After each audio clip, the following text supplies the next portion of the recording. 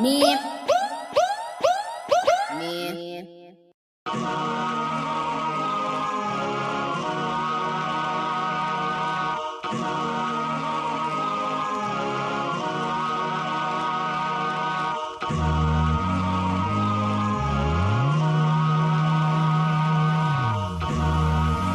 Uppity Negro swag niggas want to smoke early tonight. This is Saturday night live, niggas. Saturday night live, niggas. What up? What's up?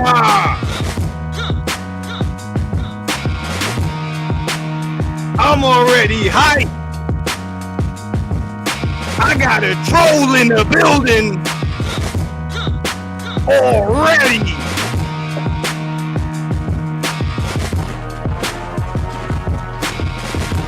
Oh, y'all know I love it. I love the smoke. Hold on, let me take my shit off.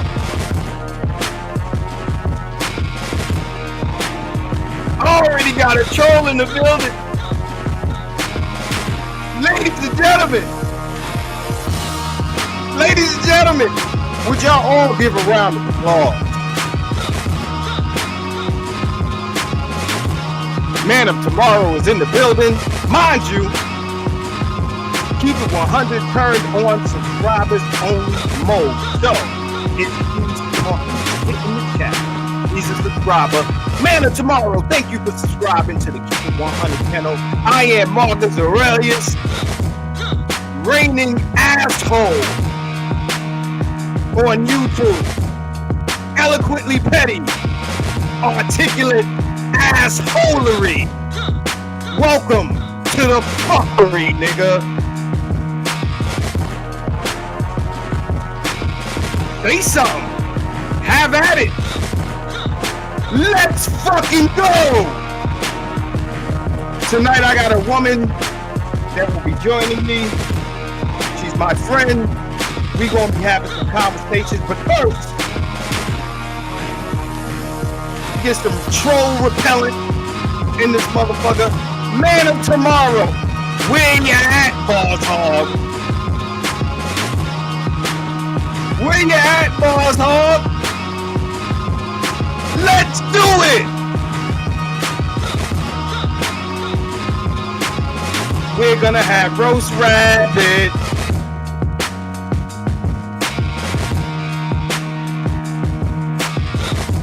Where you at? My shit. Going on with music over here.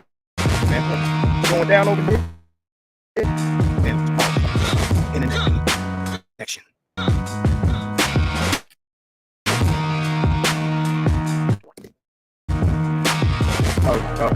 All right. We're gonna cut the music right there. No.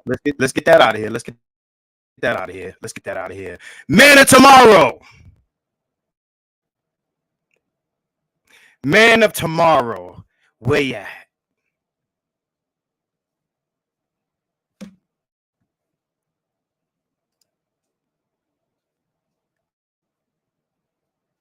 I love it. You don't understand. I ain't scared of you motherfuckers.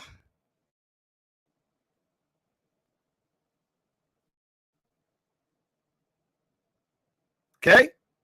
My man said, take our hashtags out your live stream, boy. Y'all get on from around here.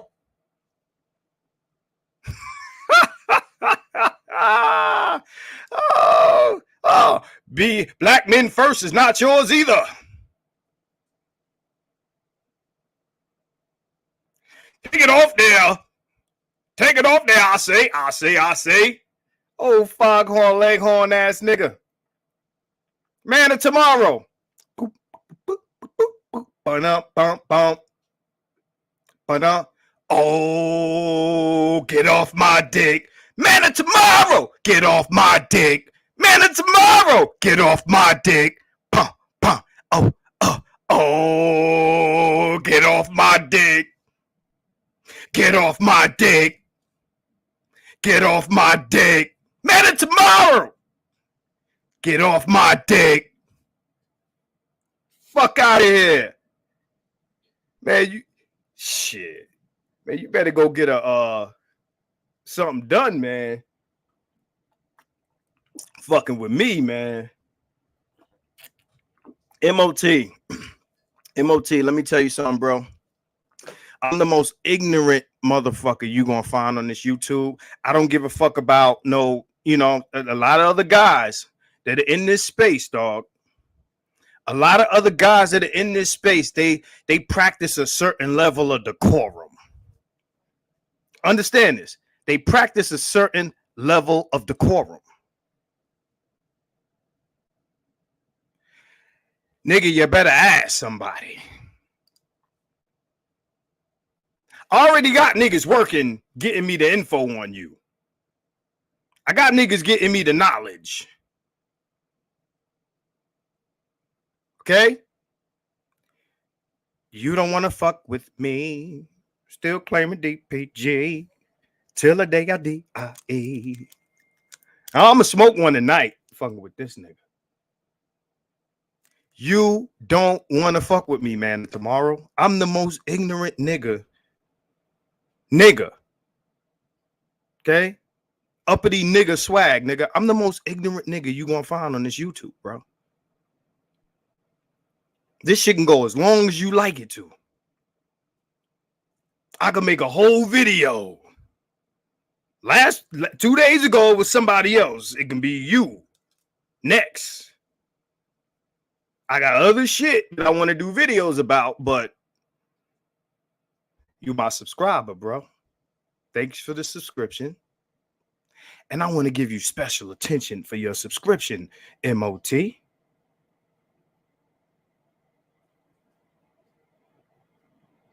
You understand what I'm saying? Shout out to, got a new member. Shout out to my man, Old Soul Chief. Just jumped into the game with me. You know what I'm saying? But yes, sir, MOT. Thank you for subscribing to the Keep It 100 channel. CEO DMP, what's going on? What's up, brother? Tonight, we will be having a real talk conversation with a female. You know what I'm saying? But I didn't know I was going to get shot at on entry. Likes, please. Got 22 likes. We got 32 people in here. I need them likes. I'll probably get a thumbs down from man testicles.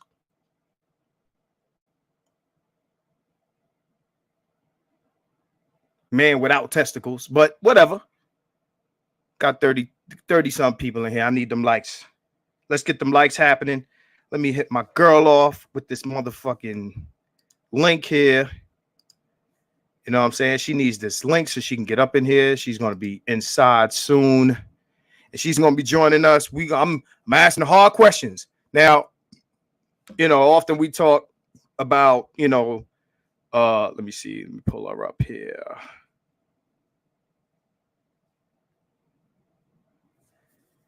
We talk about things, I tell you guys, what women are into, what women are thinking. Because I have a lot of conversations with females about these very topics. I'm not scared to talk to women about this shit. Been doing it for years. And I'm going to get, just like the soft girl. This woman's a little different. She's not like the soft girl. Marty McFly, my man, Shiny Belt Buckles, King Columbia is in the building. He's not a passport, bro. He is a man that travels. He buys plane tickets. Okay. Shiny Belt Buckles, Marty McPlane tickets. Okay. He's a brother with a passport. He's not a passport, bro. These are his words, not mine. Okay? So, yes, sir. Yes, sir. Yeah, so we're gonna have a female in here. She's been in the chat before. You understand what I'm saying? She's been in the chat before, but this will be her first time in, in the discussion on the panel. I want to bring more females in here, so we can hear women's points of view on different things. This is a friend of mine. She's pretty balanced. She's not, looking for, champagne dreams and caviar wishes and shit. You know what I'm saying? So it'll be good, man. It'll be good, and again, I'm not gonna eat her alive, but at the same time, it's not gonna be some easy shit. You know what I'm saying? I'm gonna ask her some very difficult questions. Just send her the link. So at some point she's gonna jump in here. Toya, I see you. We got a female on tonight. One day I might have you on. Yeah, Toya, might have you up in here. How this motherfucker MOT gonna come in here before the live starts, drop some bullshit in the chat, and then skedaddle, nigga? Don't skedaddle, nigga. Come on in here, nigga. I love the smoke. Understand? I'm an ignorant nigga, bro. I'm not gonna get it. 4 score and 1776. No, nigga. You come at me crazy, I come at you crazy. Oh, no, Marty. I am no powder puff softball questions. No. Well, so Queen Mother Goddess of the Earth, how are you tonight? No, we don't do that here. We don't do that here. That's the T'Challa. We don't do that here. But what's good, everybody? Had to give y'all 2 streams this week because I was out of here. Well, I was at the AVN slapping booty. It's online. You can see my hand slapping booty. It's slap. I mean, it was there to slap. What you want me to do? Like, Morgus, you slapping black ass. The black ass is there to slap. The black female ass is there to slap. I'm going to slap it. Okay. So while we are preparing, again, 2 days ago, I want y'all to understand, right? Because I had a talk with Doc Hassan and the Green Gorilla, the PhDs in the space. Again, men of decorum. And I can be a man of decorum. You know what I'm saying? But I'm like them chicks that put the Vaseline on their face when the shit get popping. Take the earrings off. Take the high heels off. Get it popping. All right? You see me come out in the tracksuit, got the sweats on, got the running shoes on, nigga, it's going down. You see how, Sammy the Bull and them Irish hitmen, when they go popping somebody, they don't come in a suit, nigga. They come in some comfortable running shit because we moving.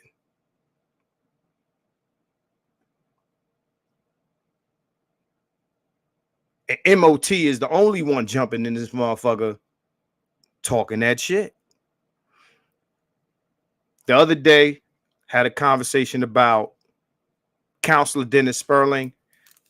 My man Tice, shout out to Tice. I ain't gonna put Tice in this shit. But anyway, I had a conversation with Dennis Sperling some months ago. This was last year. He had me on his show. And this is kind of where this shit started from. Where, he's like, oh, black women are not your enemy. So, yeah, he did a video called Black Women Are Not Your Enemy. For those who are not aware, he did a video called Black Women Are Not Your Enemy. So, he did another video on, the Pookie and Ray Ray issue. So, I decided, you know what? I'm going to call Dennis to task for this, right? I'm going to call him to task, right? So,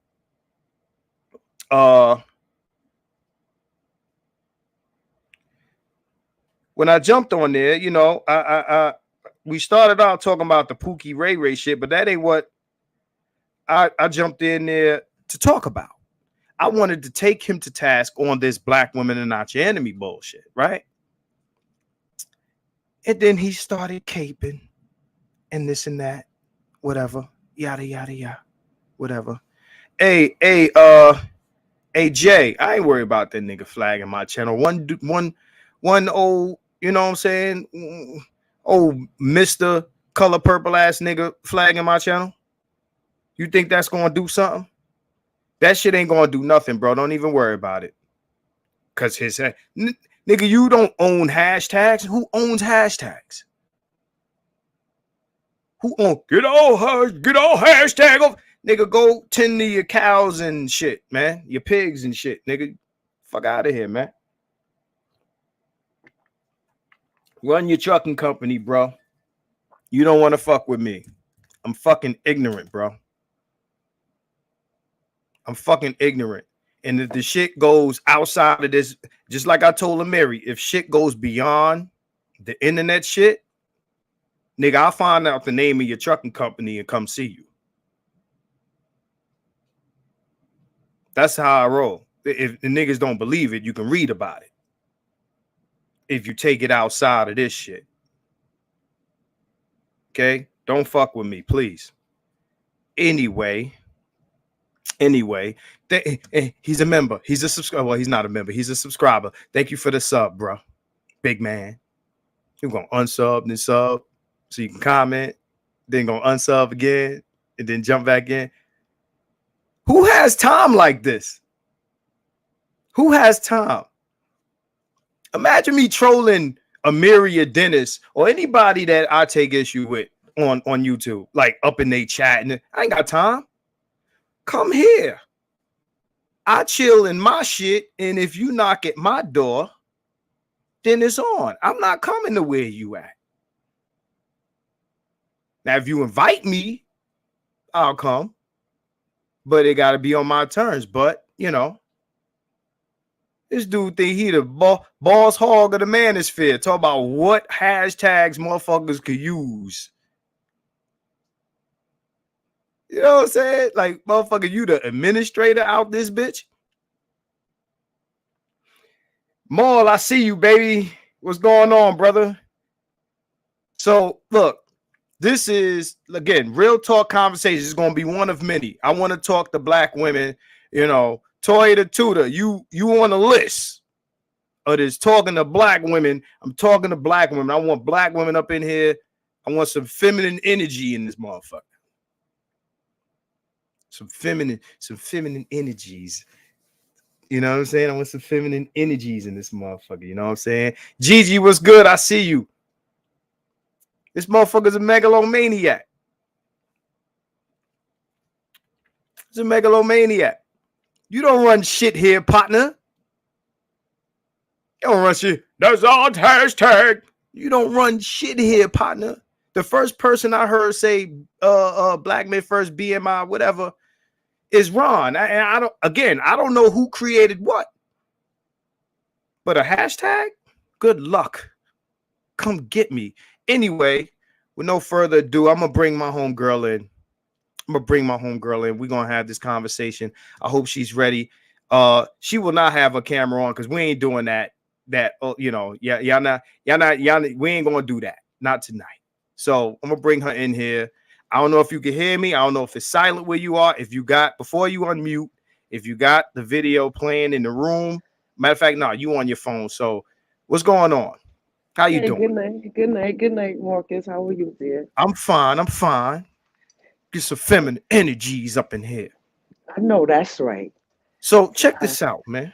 I don't know, you just got up in here, man. I got a dude already coming at me in the chat. See, people think, you know me a different way, but people think I be starting shit. I had to tell my people, yo, Gigi, man, I don't be starting this shit, man. I told Dr. T, I'm not a troublemaker. I'm not a rabble rouser. You know what I'm saying? I'm not a rabble rouser.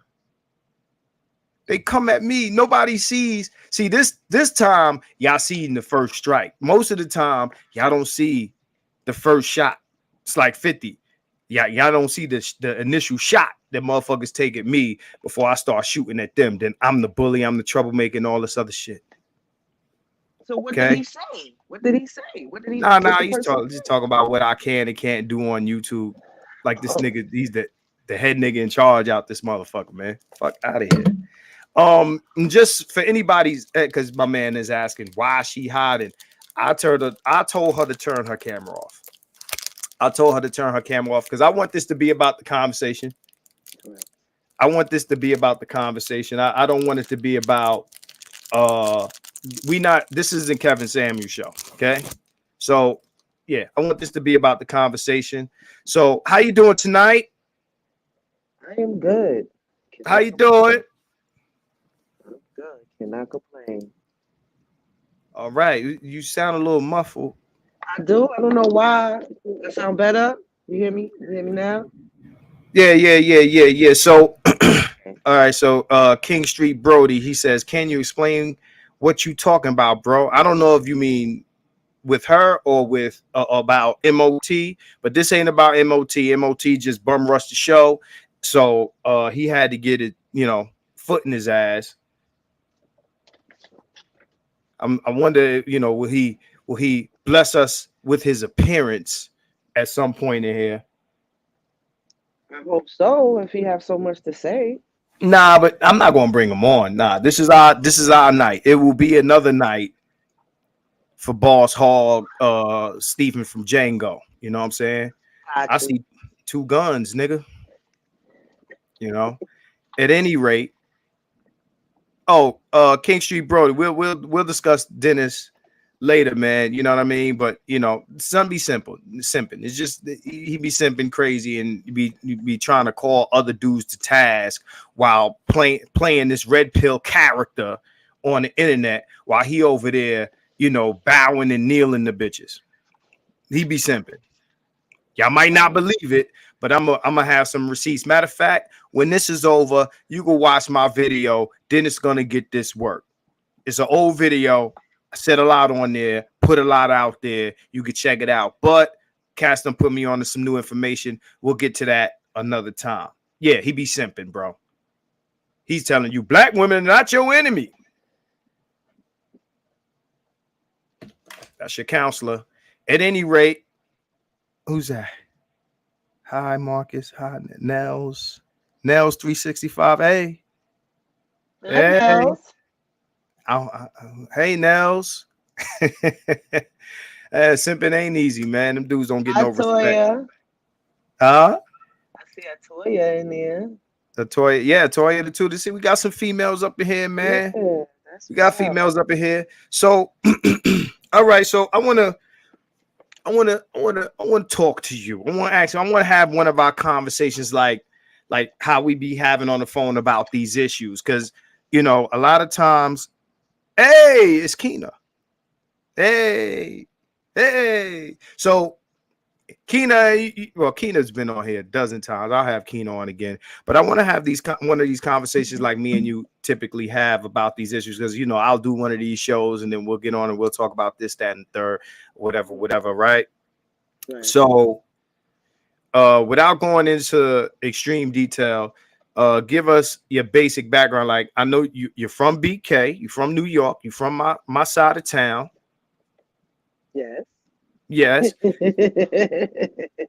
All right. So where could we start? Basically, let's start here. What is your opinion, right? Like, where do you stand, like, when it comes to black relationships, all of this stuff that we talk about? Because what this is called the Black Manosphere, right? That's the name or the title that we give, the content and the creators that create this content in this circle of people that, we call this, there's a manosphere and then there's a black manosphere, right? Marty, we're going to get into all of that. So there's a black manosphere. So,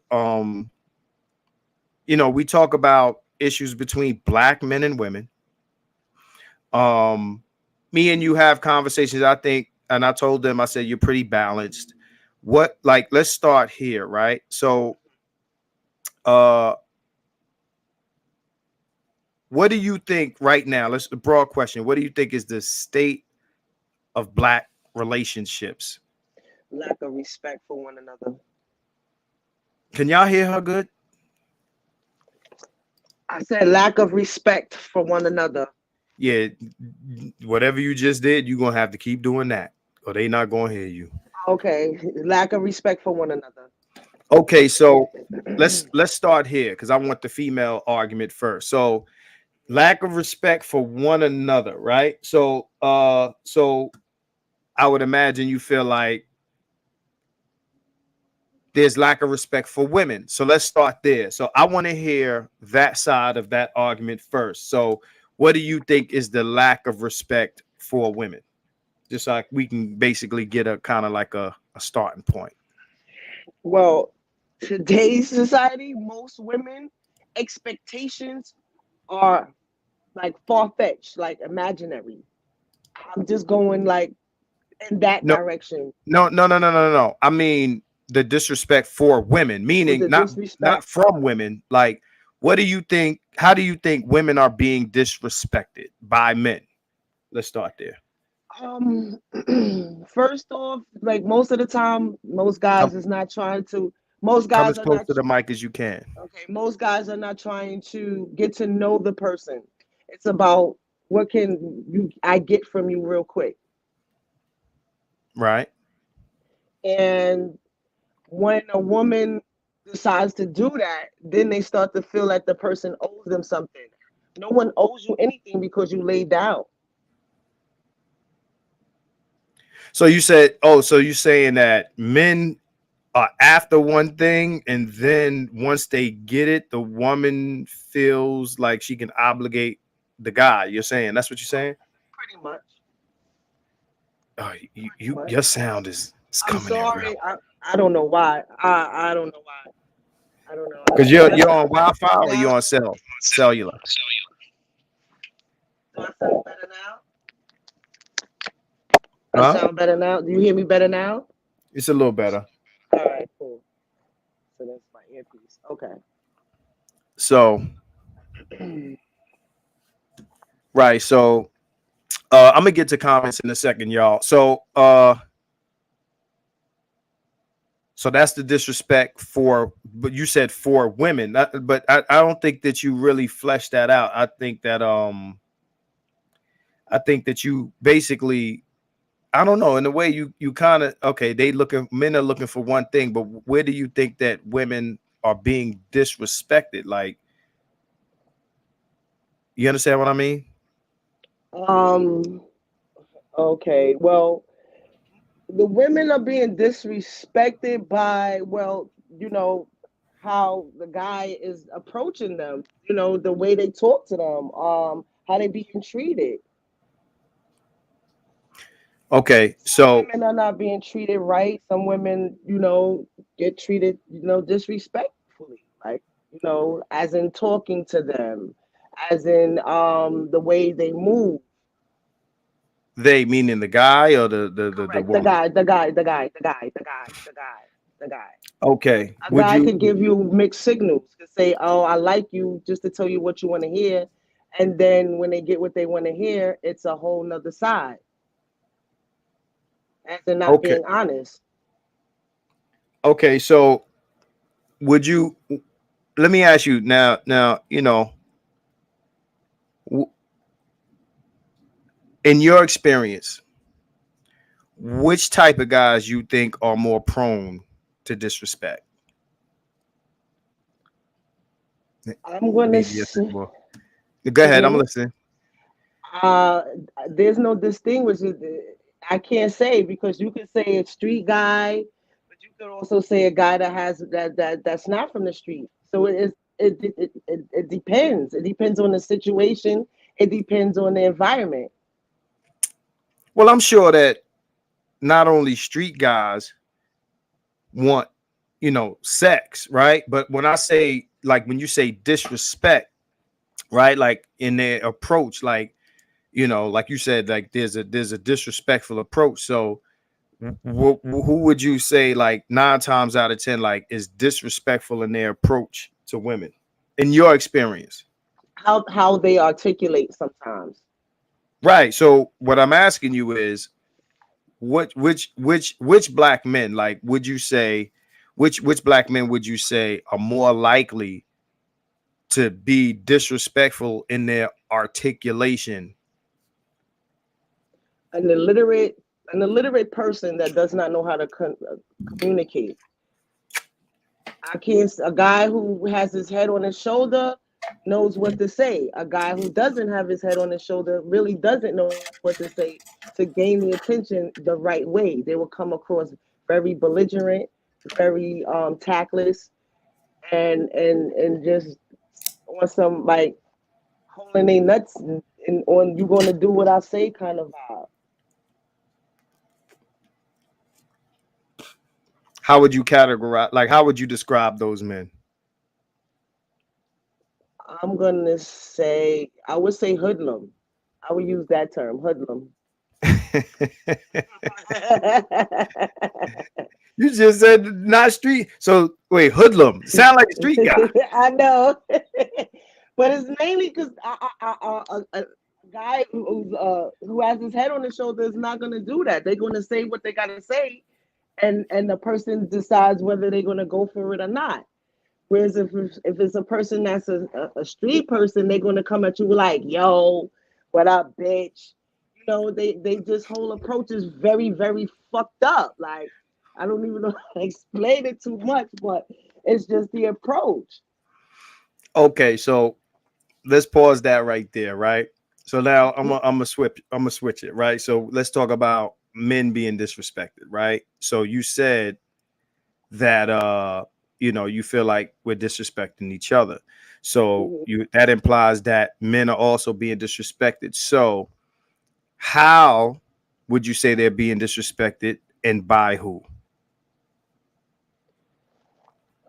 How they getting disrespected? That's a good one because uh, women. It depends. It's like it depends on the environment. It all depends on the environment. If we all in a social environment, everything's good, you're gonna get a good vibe.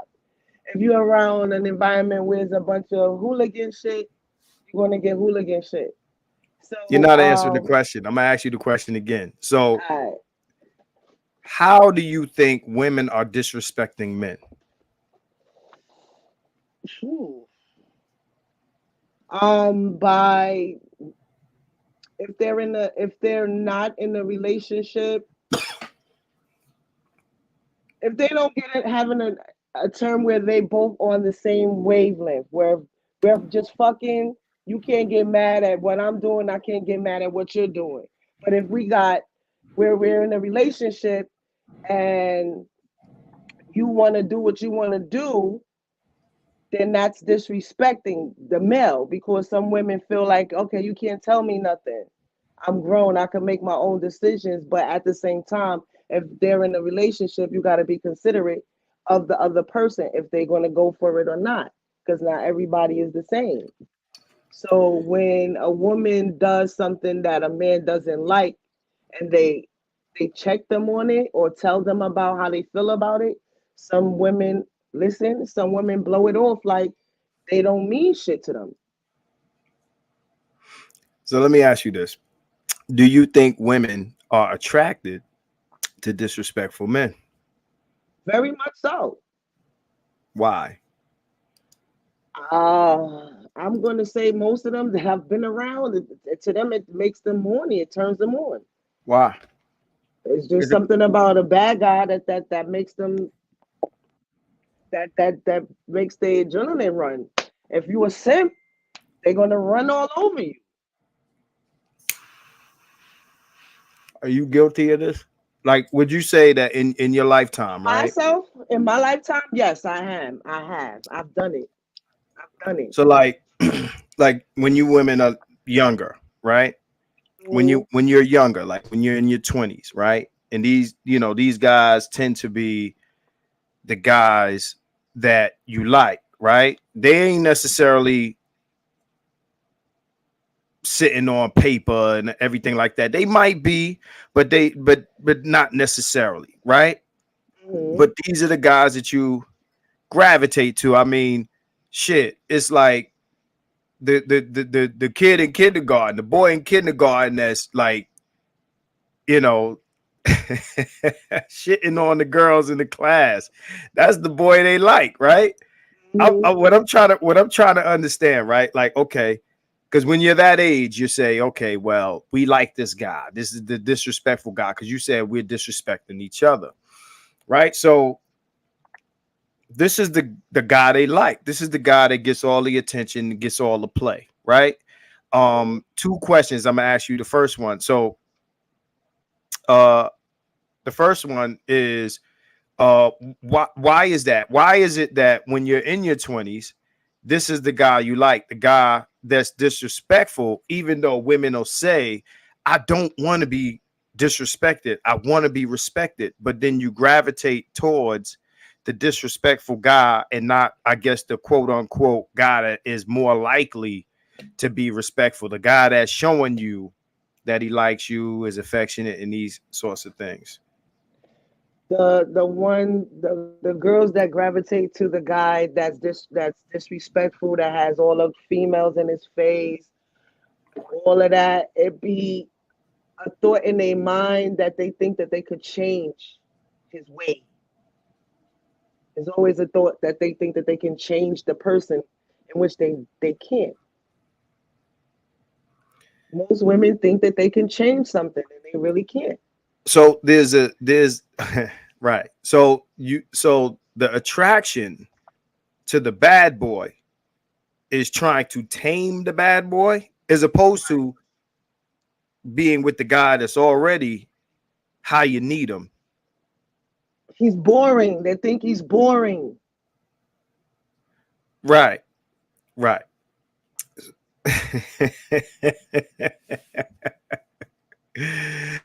Oh, he calling bullshit already. Whoa, whoa, whoa. This is gonna be interesting, right? So I love it. That's why I'm saying what I'm saying. right. So now you however the best way you can answer these questions, right? Because we all listen, there's a lot of men in here, it's mostly men in here. We all got different experiences. We watch how women move, right? Mhm. We watch how women move, right? So, we all form our own opinions on why women do things, but okay. So that guy is boring. The respectful guy is boring. The bad boy is not boring. What about being disrespected or the potential of being disrespected is exciting? What about it is what about it turns you on? Well, it don't turn me on. I can't speak for No, I can but you only were speak for young. me. You were When I was 20 something for me once. at the time I thought, well, at the time back then I thought, well, okay, I got with the person, and then I thought maybe if I show them certain things that they'll stop doing. But no, it doesn't happen. That's something that they got to take in on themselves. If they really like you, they'll slow down on certain things that they normally do, just to accommodate and make the relationship work, if they want a relationship. But if they don't want a relationship, I I will be an idiot to force something that I know that's not going to happen. So all I'm going to get is constantly cursed out, constantly arguing. I'm stressed out about chicks, him being with his mans, because most of the time they be with their mans all the time. So it's like you're fighting a battle that you're not gonna win. So That takes the person on their own time to want to change their way of thinking, change the way they want to live, and move the way they want to move. so the next question is, so you date your first bad boy. You date your first bad boy and you find out everything that you just said, everything that you just said, right? Oh, this guy, he's gonna keep disrespecting me. Oh, he's terrible. This motherfucker is gonna keep cursing me out. It's gonna be drama, drama, drama, drama, drama. So then after all the crazy drama, it's drama. Ooh, woo, it's crazy. You find another bad boy to be with and go through the same type of shit that you went with the first guy. Mm-hmm. Right? It goes the same way, maybe even worse. Right? So then you live and survive. You survive. Understand the words that I'm using. You survive that relationship. Not that you leave or you end it. You survive that relationship. Yeah, but And then then now you scorn. you find no, but before you even get there, you find the next bad boy. And the next bad boy. And the next bad boy. And the next bad boy. Right? Mm-hmm. So you go through all these bad boys. Right? And the lessons that are learned get repeated and repeated and repeated and repeated and repeated, right? So after that doesn't work, after that doesn't work, right? After you done dated all the bad boys, mind you, we got songs about the bad boys. Big Kev, I see you. I got you in a second. You got songs about the bad boys. You know, the Roughneck song, and I Need a Soldier, and all these songs about these guys, right? You go anywhere on the internet, and you can find black women prefer thugs, thugs, thugs, thugs. Generations of black women wanting the thug guy because he's the preferred guy, right? He's the preferred guy. BGS, we talked about this. The preferred guy. I'm shouting out my guy there. He's in the chat, right? Right. So he says what I'm about to say. Eventually, you decide, you know what? I'm gonna try one of these corny niggas.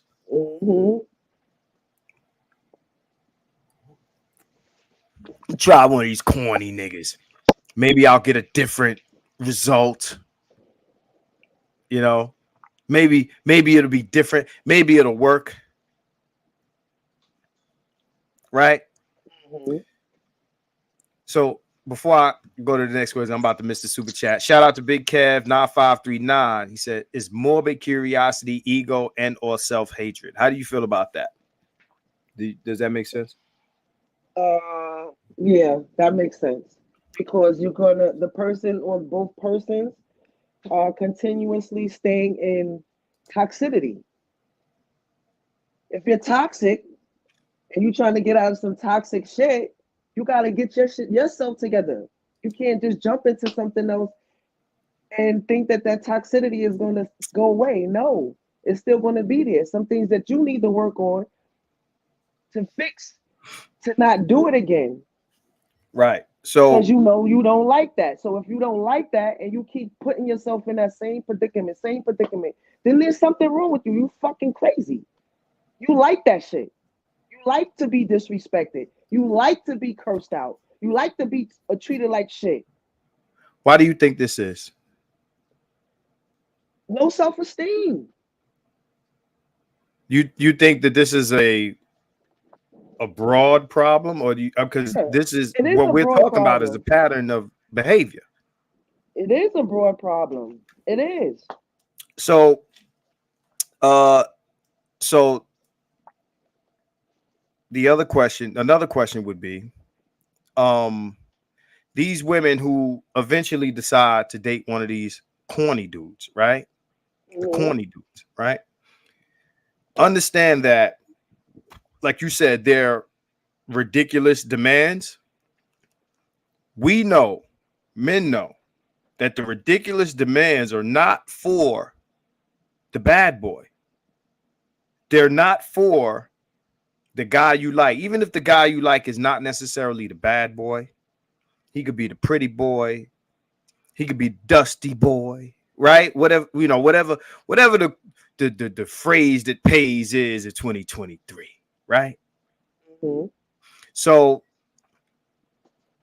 that's when it's like, okay, I'm gonna deal with one of these guys I don't really like, right? I don't really like, but this is not working. So I'm going to try to deal with one of these guys. So to compensate for the fact that you don't like the guy, the demands, the expectations go through the roof. Mm-hmm. They go through the roof. So you say, you got to be this in order for me to rock with you. They don't say, oh, corny dudes. They say, men, in order for me to rock with you, but we know you don't have to say, we know which men these women are talking about. Say, you gotta make this amount of money, you gotta dress like this, you gotta live here, you gotta drive this, right? Mm-hmm. You can't have no kids, gotta be this tall, this and that and the other, right? Now, a fact that a lot of women don't like, something that Kevin Samuels was hated for saying, but something that we all know. We all know. I had this discussion with one of my boys yesterday. My boy, he's in the chat. He's not in the chat now, but sometimes he enters the chat as Deuce One. This is my guy from the dirt. Deuce One represents 21st Street in Flatbush. You already know. You're familiar. Okay, East 21st Street. That's where we from. Deuce One, my man. When he first got married, he got married in jail to his first wife. His first wife struggled with him. This is when he was running the streets and all of this crazy stuff. Came home, lived with her, got his act together, started getting money legally, right? Now Mm-hmm. the dude is all successful and everything. He but before he became what he is today, his first marriage ended and he got with his second wife. And I asked him, I said, yo, your first wife struggled with you, through the, not really struggle, but it wasn't what it is, right? Mm-hmm. So his value went up. And now this dude is what they call a quote unquote high value man, 6 figures, about to be 7, Mm-hmm. right? So I asked him, I said, yo, your first wife gotta feel away because now you with a new, you're married again, you got a new wife, and your life is crazy. He's gonna watch this later. He's gonna watch this. He's gonna hear me talk about this. He's gonna call me, right? Mm-hmm. So Mm-hmm. check this out.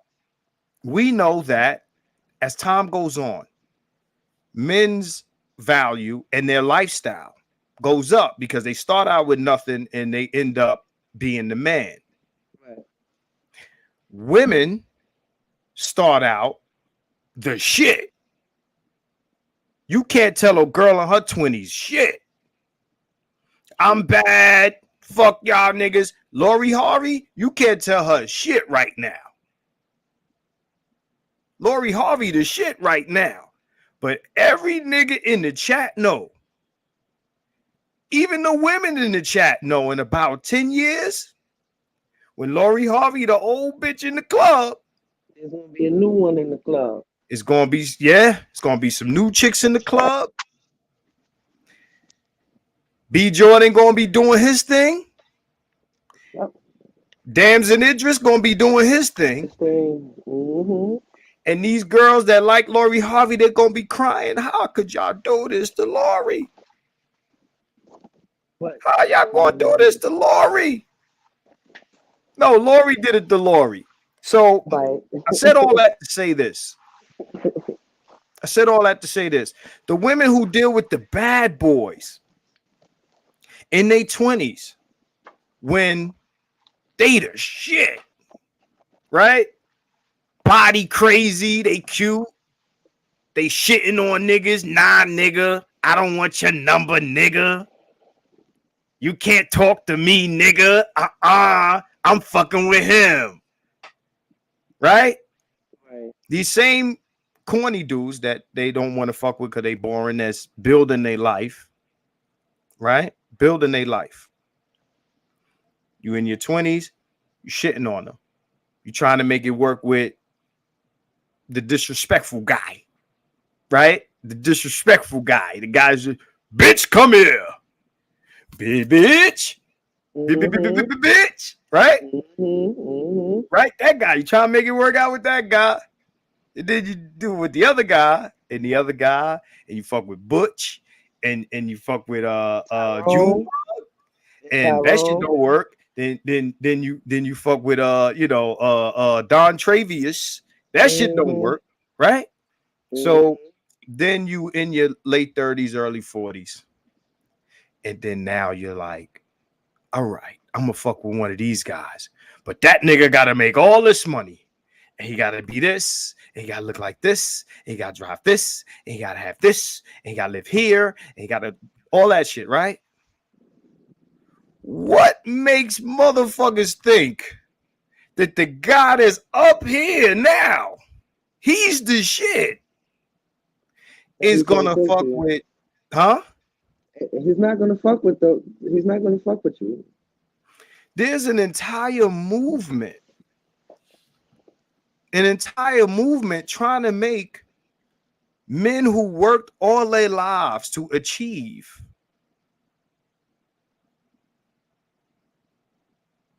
We're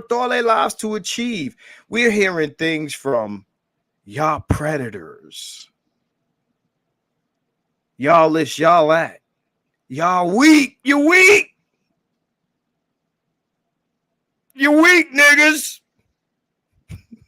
you can't handle a strong, you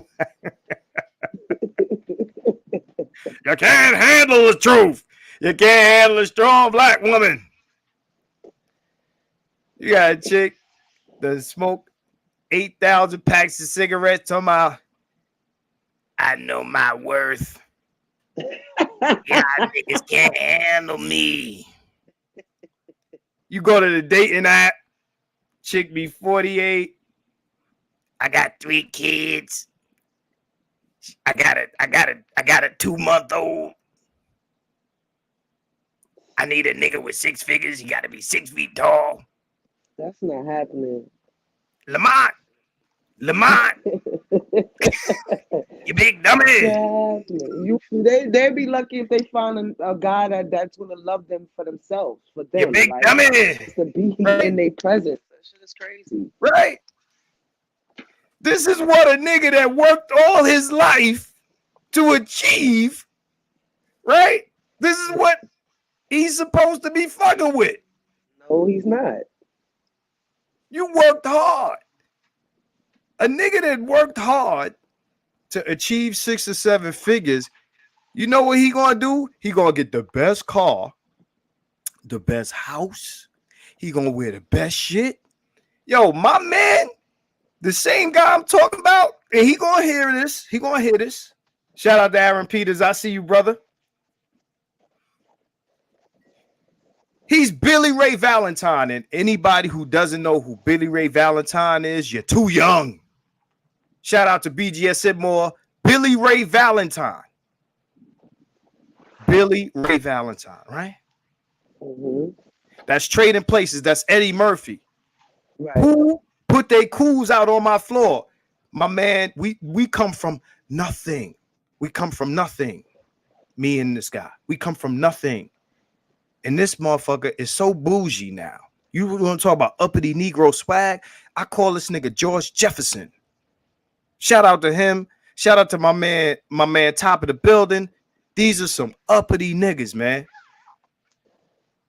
Worked all their life to achieve. They drive the best shit. They eat at the best places. They spend money. Why would that change with their woman selection? Because it be more of they're gonna go for what they want. You're gonna go for what you want. And then you're gonna be around all the things that you're attracted to.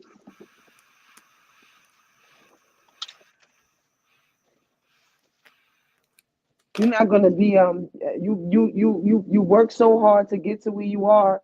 You're not gonna be and you're not gonna pick somebody that or be in some place where it's like you're not even in that realm Unders- anymore. Understood. So, okay. I mean, I know most of the stuff that I would say on this channel. You already agree with. Like, we don't have much of a a challenge, a disagreement, or whatever. I mean, let me ask you something. Right now, I'm gonna tell you straight up. This dude's revving his bike outside. Fuck going on? So, at any rate, truth teller was good, brother. Truth teller is in the building. So, my question is this, right? Now, you see black men talking about they flying out to different countries to mess with women, or or they're dating different races of women, right? Right. Hmm. Right. Now, black women see these things happening. Now, I want you to be honest. Don't sugarcoat this shit that I'm about to ask you because you hear. I want the honest truth. When you see a black man with, I don't care if it's a white woman or any other race of woman, be honest. How does that make you feel? Keep it real. I don't care. It don't bother me. It doesn't bother me. The only thing that I would say to myself is if they breeding children, I hope that the mother loves the children as much as they love the man. Because if Why he would they not? decides to, but listen, if he decides to break up with them, leave her alone, they take it out on the kids. Give me an example of that. Regretting that they had children from a black man, No, no, regretting, no. When I say give me regretting. no, no, no. When I say give me an example, this is what I mean. We know people, celebrities, Hmm. whether you want to talk about Drake, whether you want to talk about Obama, the list goes on. They had black fathers and they had white mothers. I don't know, me personally, I don't know of any child that say they grew up being of mixed race where they grew up in a household with a non-black mother that hated them because they were with a black man. Now, what I will tell you is this. I'll send you some if I'll send you some stuff. I got proof of that. Okay, but check this out. Hmm. I know of plenty, countless situations where black women were raising kids that they had with black men and treated their children terribly. Treated their children terribly because of their relationship with that man. I don't know of too many stories, and if anybody in the chat knows of any of any celebrity that has come forward and said, "Yo, I am a child of a black man and a white mother, and my white mother treated me like shit because I was an offspring of a black man." I'm not saying it doesn't exist at all. I'm saying I don't know of like that being an issue. It's not talked about much though. It's not brought to the forefront I, much as how black women mhm.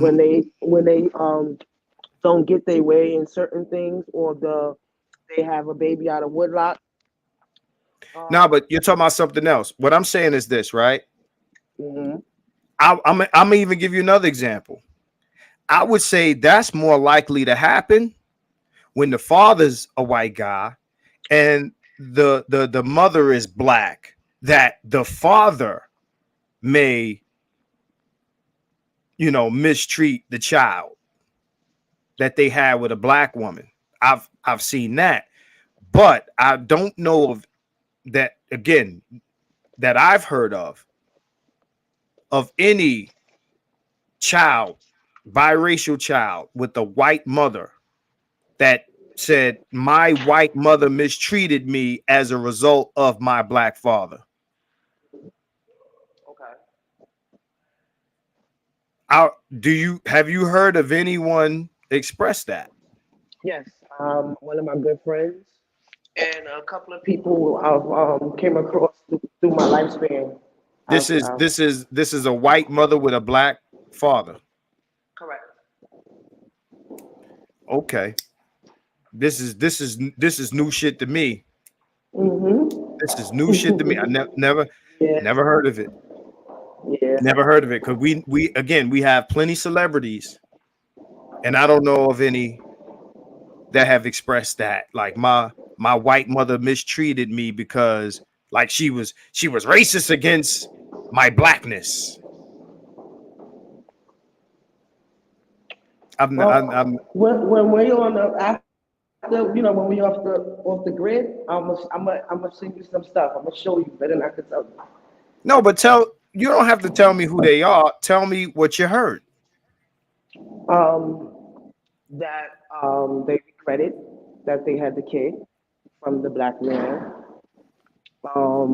They didn't know what to do with them. Their family wouldn't accept them just because they dealt with a black man. So now they stuck on their own trying to figure it out on themselves because their family shut them out because they went against the grain on what they wanted with the family. We ain't talking about the family. We talking about the relationship between the mother and the child. We talking about the mother mistreating. The mother mistreating because they weren't together. They're not together anymore. The family, meaning the mother's family, You're bringing up the experiencing. family again. Again, Okay. I'm not talking about the family. I'm talking about again, like I know people, and there's a trend, okay, of shit, black women mistreating their sons because they remind them of daddy. You heard of that, right? That's both. That's men and women, boys and girls. That's like actual fact.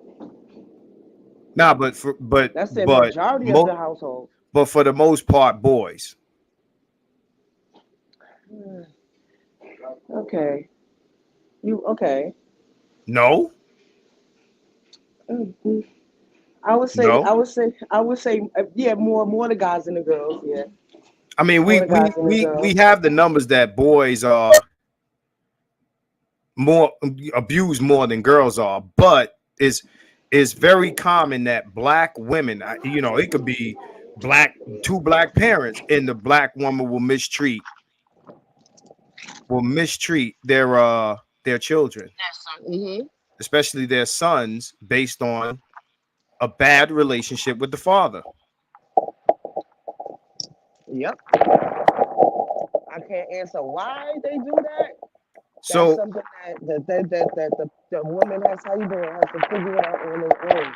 but we know that this is pretty common. What I'm asking you is, how common is it that white women mistreat their biracial It's children? not very common, but it is Well, I it is said that. prevalent. Again, again, I already said that. I'm sure in the history of human beings, it's probably happened, but it's not common. No, it's not common. Okay, because these guys was gonna come for you if you didn't say that. No, I don't want them. No, I'm not Listen, saying like it's it's not about. common. No, it's out there. I'm just addressing a situation that no one it doesn't be. It's not talked Yeah, about much.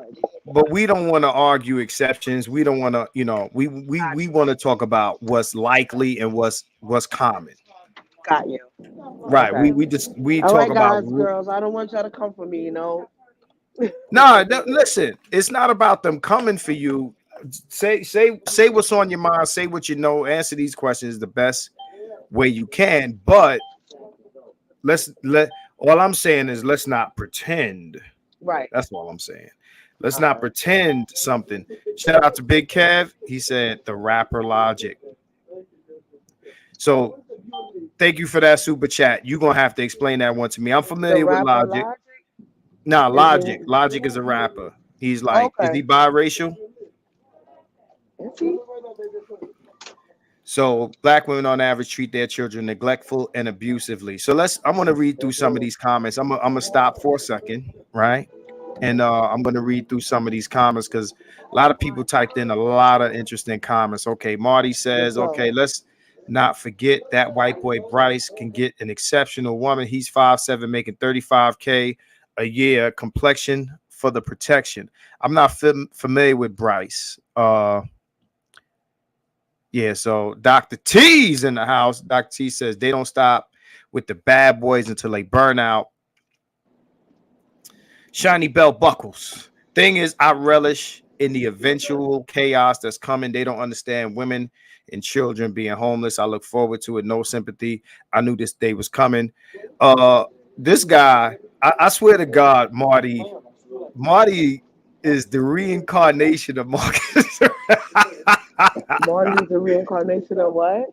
He's the reincarnation of me. I swear to God, man, when I talk to this guy, man. Now, cause we do all of the same shit. And my man is like, yes, it's coming. It's coming. These You ready bitches to will just suffer. Right. oh Cause that's how I feel. You know, I'm like, no, the children, the women, no. Like, fuck that shit. that. Anyway, so let's move on. Let's move on with these comments here. Hmm. Uh Janadrian says, you know, they love these types of dudes. That's their relationship quote status.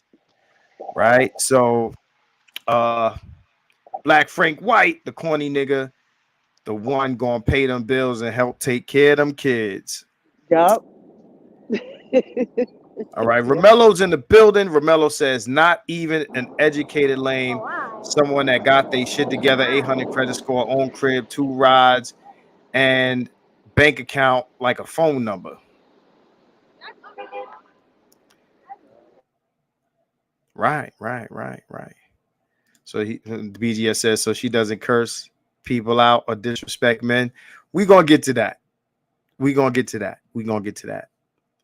All right, so let's keep it going. It says Dr. T says they seek a certain class of men as a control measure. She can use cops as a proxy more easily if he already has a record. That's interesting. That's Yeah, I interesting. seen that comment. I was like, that's a very valid point. Right. So let me real quick, yes or no question. We move on. Have you ever had to call police on a man? Me? Yeah. Yeah, you. Yeah. Yeah. All right. I So he did. said they get tired of the bad boys until they want good one. So 2023 and beyond, these out of shape, weave wearing, non-cooking, welfare, collecting, fish smelling. Damn, brother. Damn, he went in. Strong, independent black women are on their own. It's over. The jig is up. The game is over. Tell us how you really feel, Marty. Yeah. She was the wrong woman for the mission. Damn it. Damn. It won't hit them until inflation goes through the roof. I swear. COVID was just a test. Nels says, there's nothing wrong with helping men on their mission. Right. There's nothing wrong with Right. helping men on their Nothing wrong mission. with it. Hmm. And she also says Lori did it to herself. Right.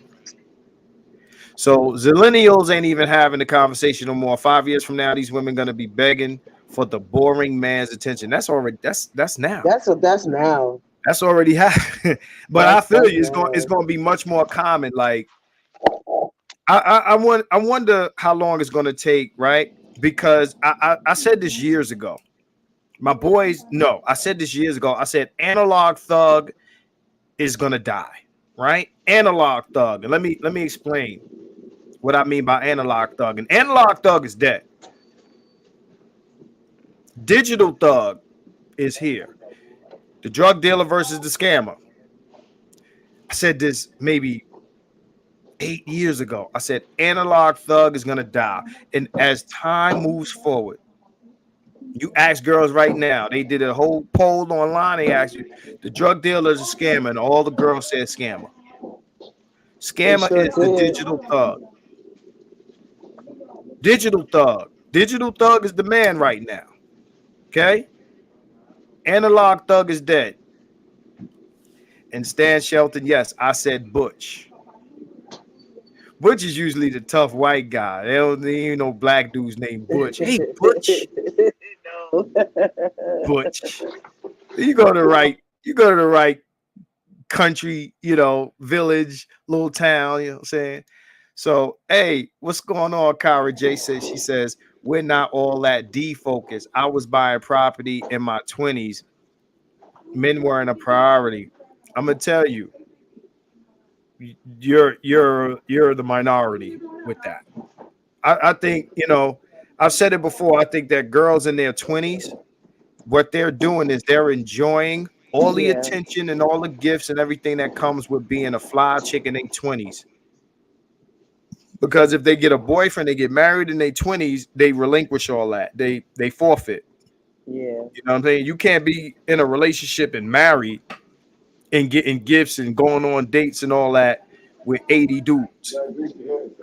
You got to get all you got to get the one guy. Hopefully he's as successful as dating, 80 dudes. Right? So yeah, want to give him the community cat community cat in 10 babies. Toya the Tutor says, hit that like. Hit that like, please. Got 75 likes. Got 89 people in here. I want some more likes. If you haven't hit like already, please hit the like. Please hit the like. Marty McFly says, Cara J, but you are in the gym, though. Your money means nothing to men like me.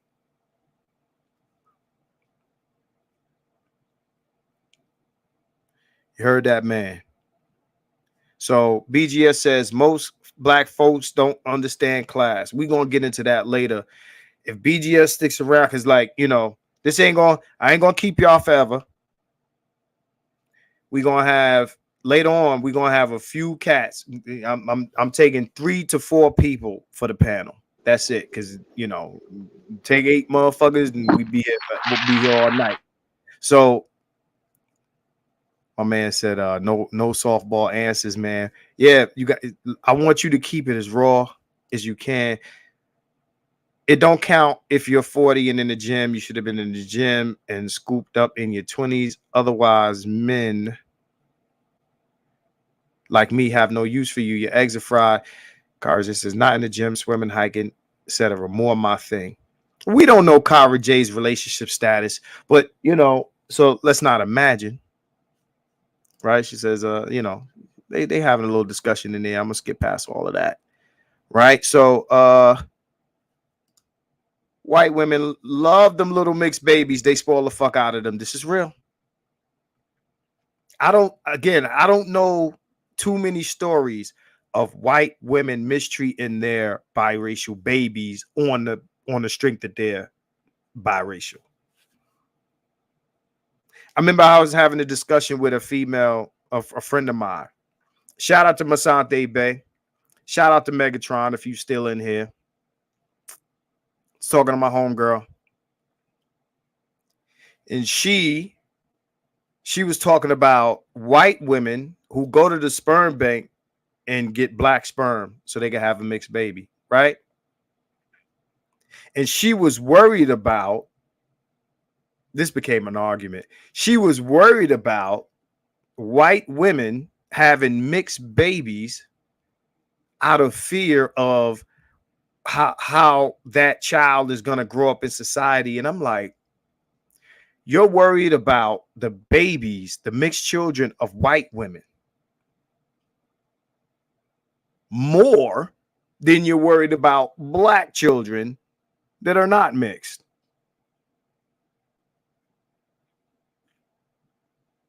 That are not mixed.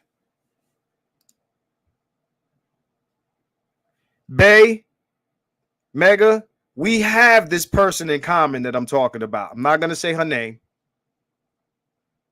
She's a friend of ours, right? Are you more worried about the biracial child raised by the white woman? Because anytime I talk about children, black children raised by black women, then I get an argument. I get an argument. Maul says, I was dealing with a black female tenant that was complaining that her husband wouldn't let her beat their daughter. Black men spoil their daughters, but abuse, not really.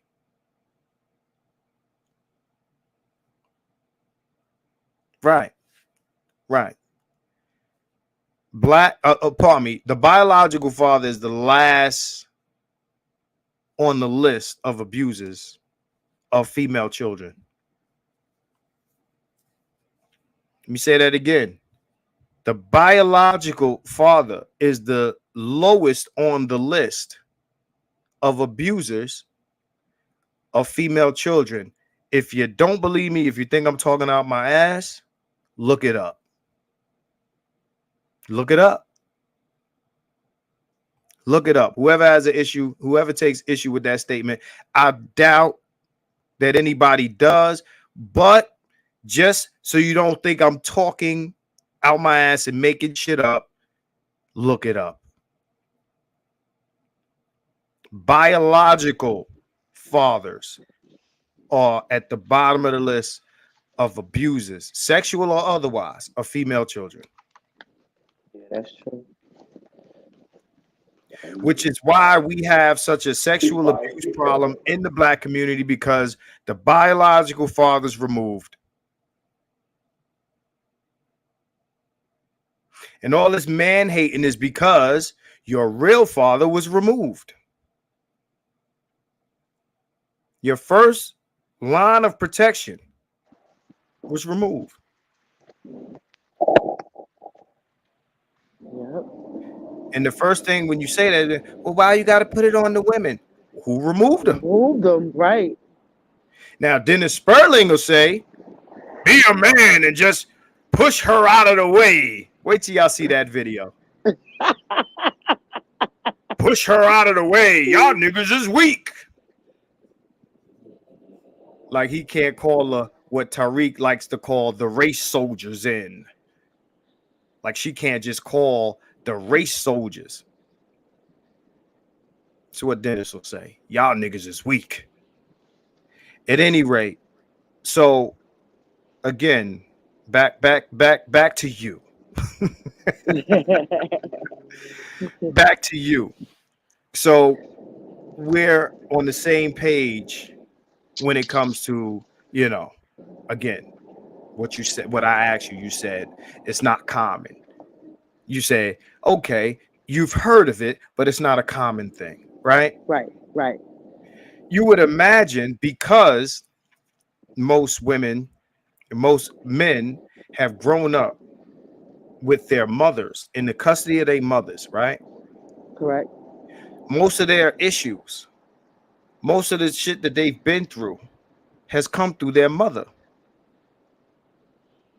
We have in our culture, we have a lot of people mad because their father wasn't there to protect them from their mother.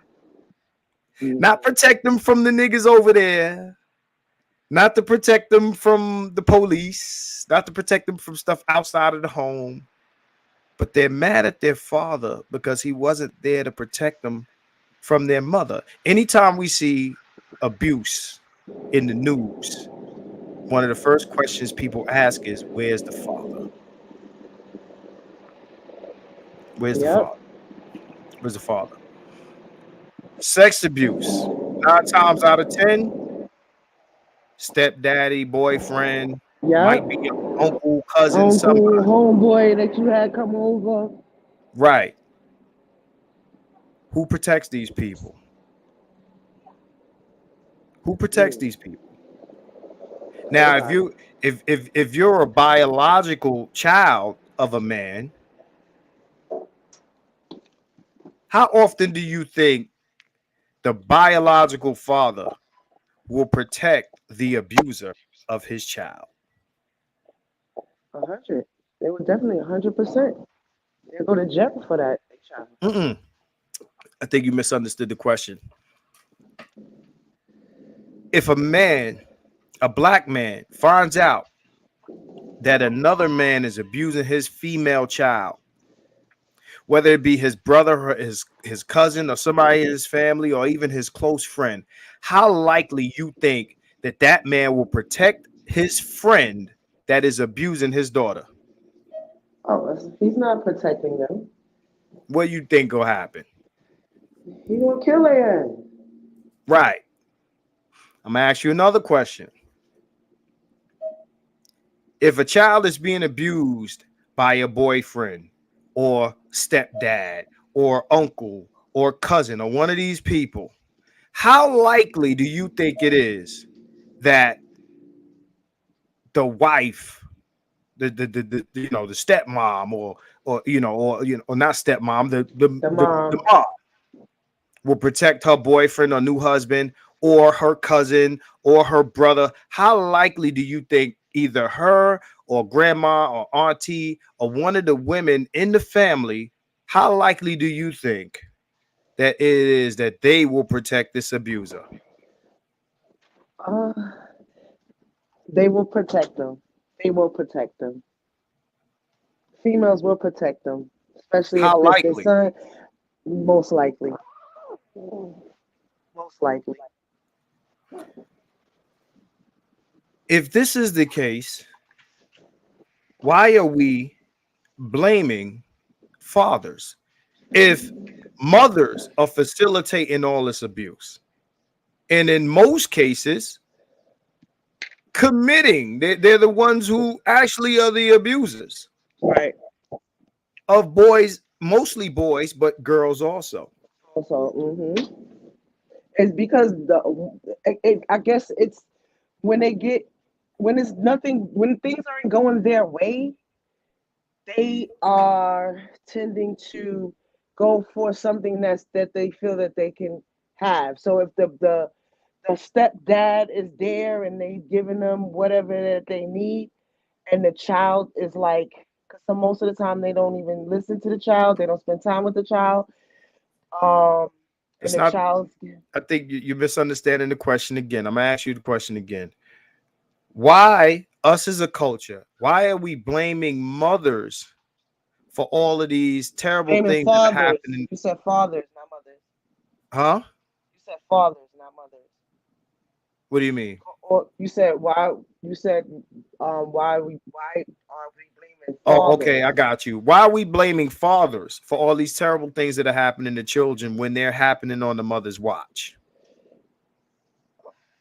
I can't answer that. I don't know because if the shoe was on my foot, I can't blame nobody but myself for the situation that I allowed to happen. Because if I didn't have this piece of shit in my home, my child would have never got affected But why do you think of my poor the choices.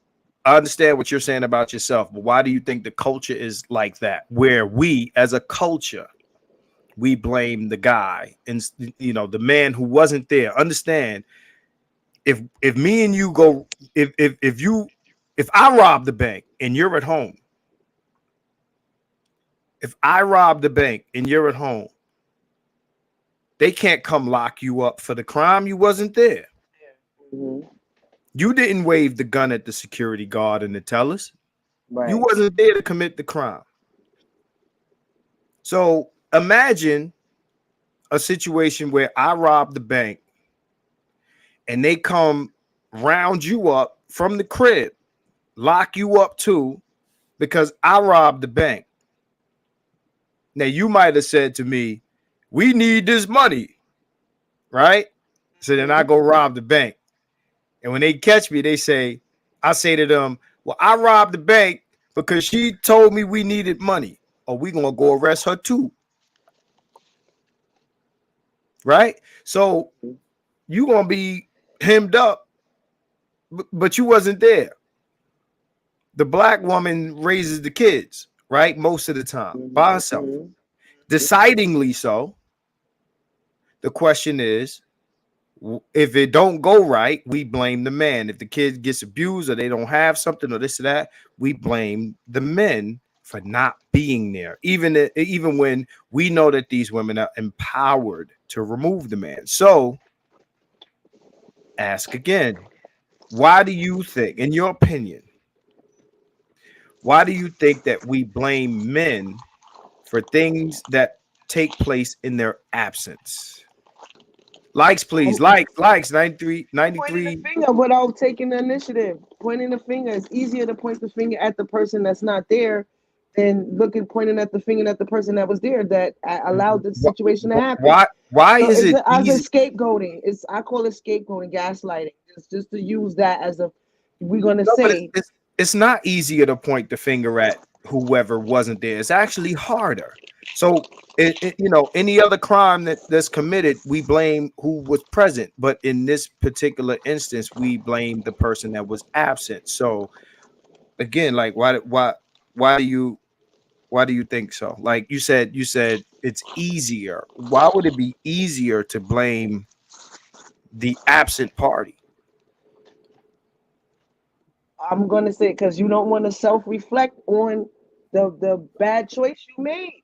We're It's not talking easier about for the me. hold I on. know We're not talking about the woman who I said as a culture. culture. I'm not asking you about the woman who's the abuser. I'm asking you, all of us. We see a child get abused, we say, where's the daddy? We ain't the abuser, we ain't the woman or the man in the situation. Us as a culture, third party from over here, we're saying it's the man's fault. Why do you think so? I can't answer it. I just it's to me it's just it's easier to point fingers. You don't think it's just easier to blame men? That's what I mean in that term. That it's No, you said, easier. but you're Just not pointing saying that. fingers. Okay, my bad for not putting it in that term, but that's what I meant. It's easier for them to say that.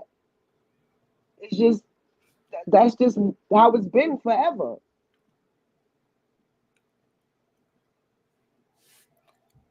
It's not only black men, white women do the same shit too. Same shit like what? Blame the man For what? for something that has happened in the household if that wasn't there. You think that white women remove men from the household at the same rates or levels as Not at the same rate, but they have the same experience. They have the same experience. again, we're not talking about anomalies, we're talking about It's norms. We're talking about easier. what's like Is norm is easy for us as a culture to blame the black man. The black man is always blamed for everything. If he crossed the street wrong, it's his fault. If he I don't doesn't pick up something, it's his fault. If he I, doesn't do his job, it's his fault. no, but that's not we're not talking about what he doesn't do. We're talking about the actions of someone Right. else. Black men. Someone else, black men. You saying that why do us as a collective, culturally, No, but point your examples are off. You're using examples where the black man was responsible for something that he didn't do. What the question I'm asking is, we're blaming men for the actions of others. That and just to clarify, white culture does not blame white men for the actions of white women, like over the children. They don't do that. When was Susan, whatever her name was, drowned her kids, nobody asked where was the father. That didn't happen. When white women do shit to their kids, nobody asked where was the white man. I've never heard of that. That's not something that happens. The white woman don't get on the news and be like, "They daddy left me, that's why I killed him." That's not something that happens. You understand what I mean? no, I understand. Black men, you said if a black man don't do his job, we blame him. Yeah, if he doesn't do his job, we do blame him. But the question is, it's like saying if a black woman mistreats her children, we blame him for her mistreating the kids. Right? So the question is, why do we blame men in our culture? Because we pretty much are the only culture that does this. We blame black men for things that other people did that happened in their absence. We I, blame a lot. We blame a lot of shit on black men that yeah, it's just is out of their incompetence. control. To me, it's incompetence. always looking to just use the black man as just, he's just a fucked up individual, no matter how you want to put it. Understand when I say our culture does this, I mean black men and women do this. Black men blame Black men black do men. it, black men for shit.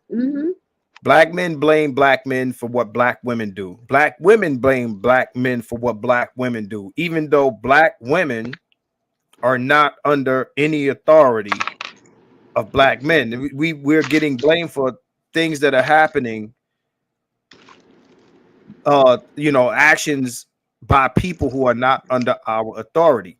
If my Authority. dog bites you, it's my fault. The dog is under my authority. I should have controlled my dog, had the dog on the leash behind the fence, whatever. Had a muzzle on him, whatever. A dog, an animal is under my authority. Black women are not under the authority of black men. But let's get back to relationships. So again, we started this off by you saying that black men and black women are disrespecting each other. Right. I think, in my opinion, I think this is very much one-sided. I think that men in general want sex from women. It's not a black woman thing. I think that's a man in general thing, right?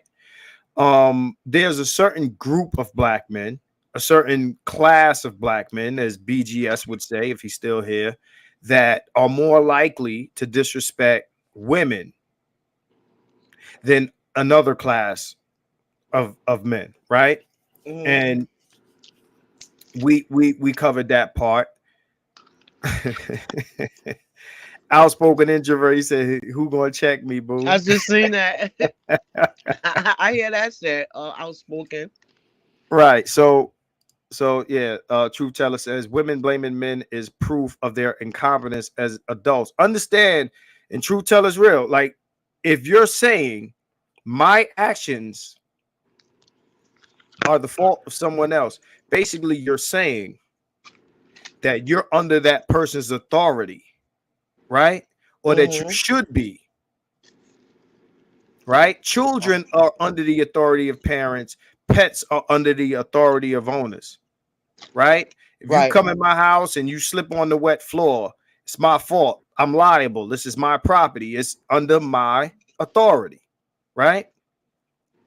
But black men do not own black women. Right. Right. So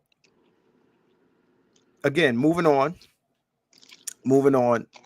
Again, I think the disrespect is pretty much one-sided when it comes to black men and women. Again, you got a small subset group that disrespects those are the preferred guys. These men would not have access to disrespect black women if black women didn't give them access. Right. And they give them the most access, right? So Yep. I would go as far as to say, I already know you're going to agree with me. I would go as far as to say the disrespect that black women are dealing with is a choice.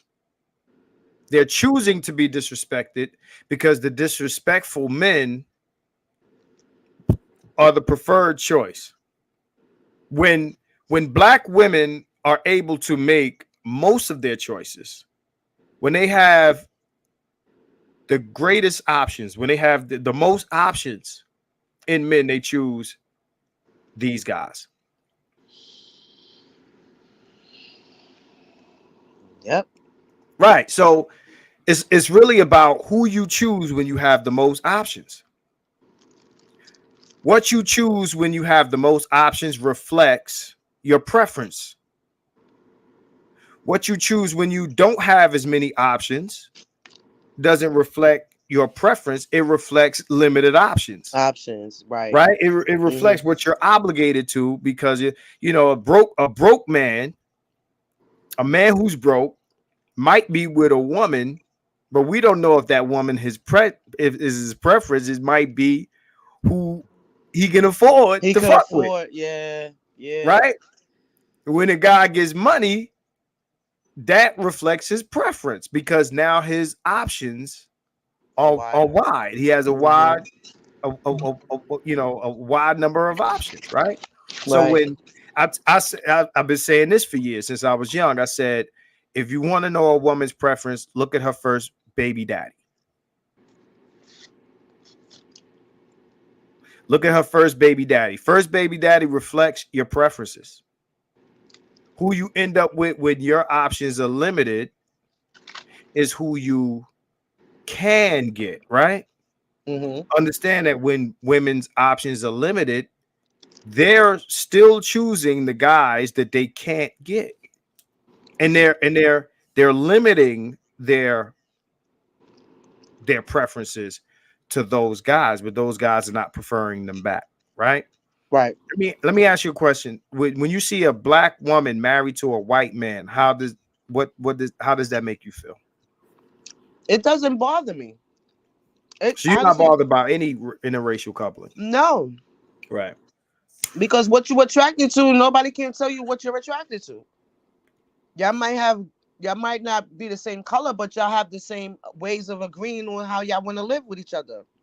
Do you feel like black men, when they're struggling, they choose black women, but when they get money, when they successful, they abandon black women? How do you feel about that statement? Because, well, they have an option once they get on. Once they get to a level where they want to be at, they feel that maybe they grew a little bit more than settling with the one that they were with. So they want to try to explore whatever it is that they desire. You know, it's all in what you want. So you think that the black men that are successful that you see with white women, that's what they desire, that's what they always wanted? Shout out That's to what they Bishop always X. I see wanted. you. Correct. That's what they always wanted. That's what they always wanted.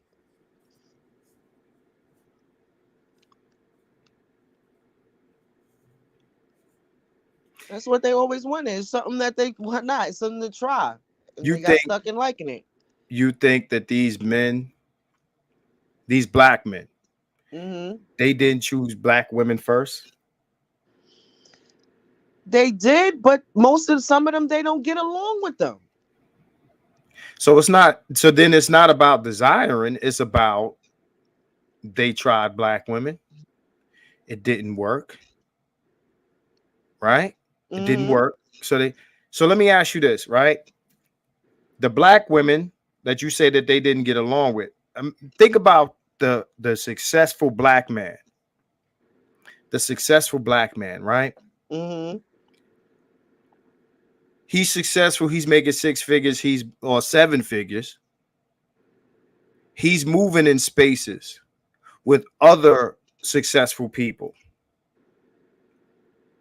What kind of woman you think he should be moving in these spaces with? He's gonna move in those spaces with a woman that's on the same level When you describe same level. as an educationally being educated, us money meaning status. Nah, you saw Marty. He said earlier, nobody cares about a black woman's money. So if you're in a space, let's say, you're in a you're in a you go to some, like, some ballroom, and you know it's a lot of people with black suits on, bow Hmm. ties, not straight ties, No, bow bow ties, ties. I know black exactly what you're tie, saying. Hmm. right? We talking about black tie, right? Hmm. Black tie affair. You know what I'm saying? Elegance, Seven straight thousand dollars, elegance. $10,000 a plate. Right, elegance, straight elegance. Elegance, right? You think a nigga's gonna bring Megan the Stallion, No, or Tiffany Haddish to one of these? I would say Tiffany Haddish, but not Meg.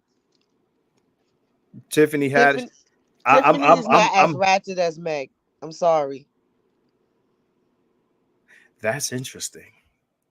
She ratchet, but not as ratchet as Meg. Please explain the difference to me. I give Tiffany a level 5 in ratchetness. and I give um Meg an 8 What would in you base that ratchetness. on? As in her personality, she's loud, being loud, You don't you, boisterous. you don't think Tiffany is that? I don't. I think Tiffany does that only when it's like on stage, but amongst other people, I think she know how to conduct herself civilly. That's why I said Tiffany Haddish over Meg That's Thee Stallion. that's interesting. The gentleman are responding to that. That's interesting. Tiffany doesn't make past the front gate. That's what Aaron said. Let's go to the comments. All right, so Yo, Tiffany doesn't twerk. She doesn't do those things. She just one of those that she doesn't work. boisterous. She speaks what's on her mind. Okay, so many of those men have a laundry list of black women before they end up with a white woman. Absolutely correct.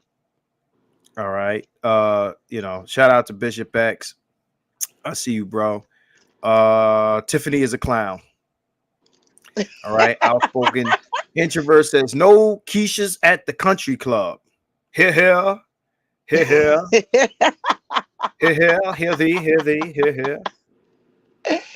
Right. So Tiffany doesn't make it past the front gate. Ratchet is ratchet, family. Yeah, ratchet is ratchet. Mhm. That's not Face true. green, smiling face, green, smiling face, green, smiling face, green. Said Tiffany doesn't twerk as much. Right. Right. So old soul chief said Tiffany shared fried chicken. I'm glad somebody brought. I was going there. Tiffany shared fried chicken on the red carpet. Did you know this? Fried chicken. Did she pull it out of her pocket? Nah, because at the awards, they don't feed them. They be hungry.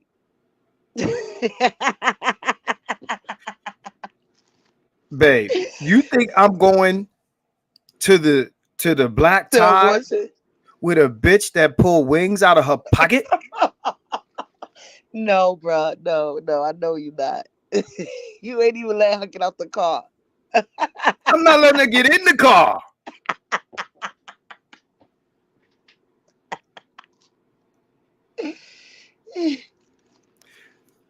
Understand that guys on this level, motherfuckers gonna look at you crazy. Yeah, yeah. They're gonna be Crazy. like, "Why you brought her?" Right. Y'all motherfuckers, soon as y'all get successful, you kind of, it's like you gotta change clothes, right? Yeah, Sad, but true. but you gotta change. You gotta change clothes. And then, people are saying, Tiffany's not funny. Tiffany is not funny ever. Agreed. I don't get the appeal. Do you find her funny?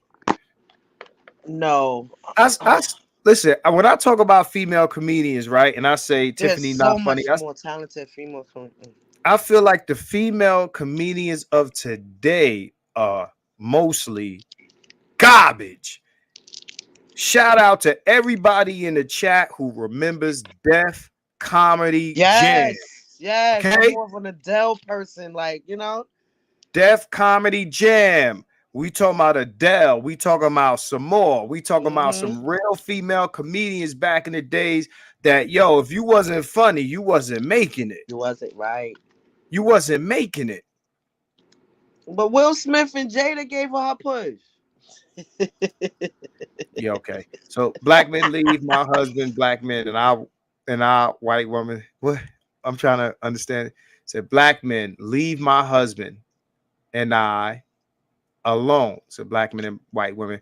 Black women are flat out abusive, both privately and publicly at times. Now understand, this is I don't know Kara's background, but this is how do you feel about the representation, and then we gonna keep it moving. The representation of black women in the media, because this is gonna be interesting, y'all. This is gonna be interesting, y'all, Oh my because God. there's a way how black women are viewed. We know what it is. We not gonna play, fake, pretend, Right. nothing. Right. Okay. We understand Hmm. how black women are viewed. We know how black men are viewed. We know how black women are viewed, right? In this space here, we challenge out, out and out challenge the portrayal of black men in media and everywhere else, and even the portrayal of black men by black women, right? We don't celebrate it. We don't do none of that shit. We don't celebrate the fuck portrayal of black men. Now, now, what is your opinion on how black women are portrayed in the media? What, first of all, describe the portrayal. What, how do you think black women are portrayed in the media? Let's start there. Over How do you think? sexualized, Continue. slutty, Mm-hmm. uneducated. Mm-hmm. Everything is sex, sex, sex. Right. Material, material, material, with Right. no substance. That's it. I'm gonna just leave it right there for right now. Okay. Okay. Would you also add that when it comes to obesity, like big women, right? Hmm. Usually the big woman that you see on television and in movies is typically a black girl. Okay. No, I'm asking you, yes or no. No, no. So give me a few examples of a pattern of big women of other races being portrayed in the media, like as a norm. None. No, so then you're agreeing with me. I ask you, typically the big girl in the movie or on the show is a black woman. No? Yeah, Yes. yeah, yes, yes, that is Okay. true. Yes, from even So back in the 80s. right, because if you Give look, me a break, all of that, yeah. right, so thank you. So when you look at like women who get the female lead, how many female white woman leads do you know? I know of one that is overweight. That's only, yeah, only one, the comedian chick. What's her name? Hmm. The McCarthy. one, yeah. And Ricky Lake back then, they used to, she was one that was big. Who else? Like, it's not many. Just not many. We're not even gonna go into it. Just not many. And all of the women you name lose weight. Yes. You want to talk about Adele, you want to talk about, you said Ricky Lake, you want to talk Yeah. about even I think McCarthy, Right. McCarthy. right? Right. She lost weight. I don't know Mm-hmm. who Rebel is, Maul, but Roseanne. Yeah. But they all lost weight. they all lost weight. But you don't see these women identify with their weight in a way that black women do. No. Right. So the other thing, again, the obese woman, right?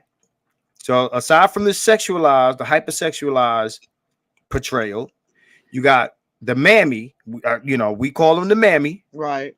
right? Where they identify with their size, like I'm big. Who don't like it? Blah blah blah, yada yada. Lizzo.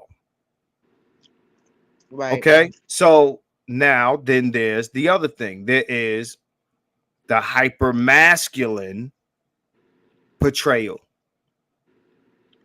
of black women, where it's like like your woman king, your Wakanda forever, your all of that stuff, right? Mm-hmm. Like the woman king comes out, an old girl she got shoulder muscles that rival mine. Like yo, she had the The deltoids. broad shoulders. Mm-hmm. Yeah, she had the cuts. You can see the Mm-hmm. rivets, Mm-hmm.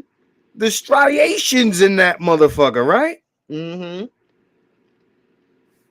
Name another group of women that are portrayed in the media like this, where they look None. like they can do preacher curls out this motherfucker. None. Not even the Asian women that know karate. They Right. look feminine and soft.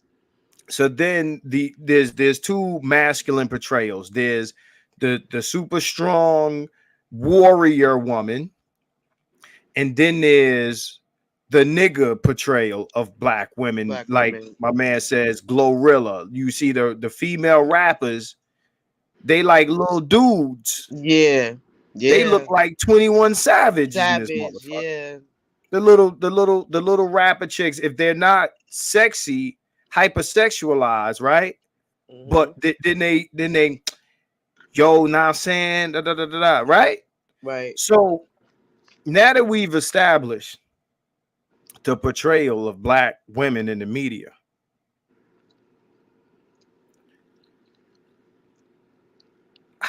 what is your opinion of this? Like when you see it, your opinion. And first, I'm gonna start with your personal opinion of it. Mm-hmm.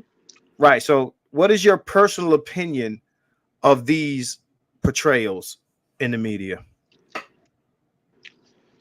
Well, the first thing corporations definitely do, they deal with what's selling. So if the commodity is sex, they're going to sell it as much as they can. If the commodity is being street, they're going to sell it as much as they can to get as much people to get into that wave as possible, which is like trendy. So if we're going to over sexualize this female, we're going to have more females trying to be like that female, not understanding what they got to go through in order to change or alter their life to be like somebody that they're not. Okay, but we talking about sex. Like sex sells overall. Right. I don't care, like if it's black women or anybody else. Mm-hmm. Explain to me masculine women, thugged out women and obese women as a selling point.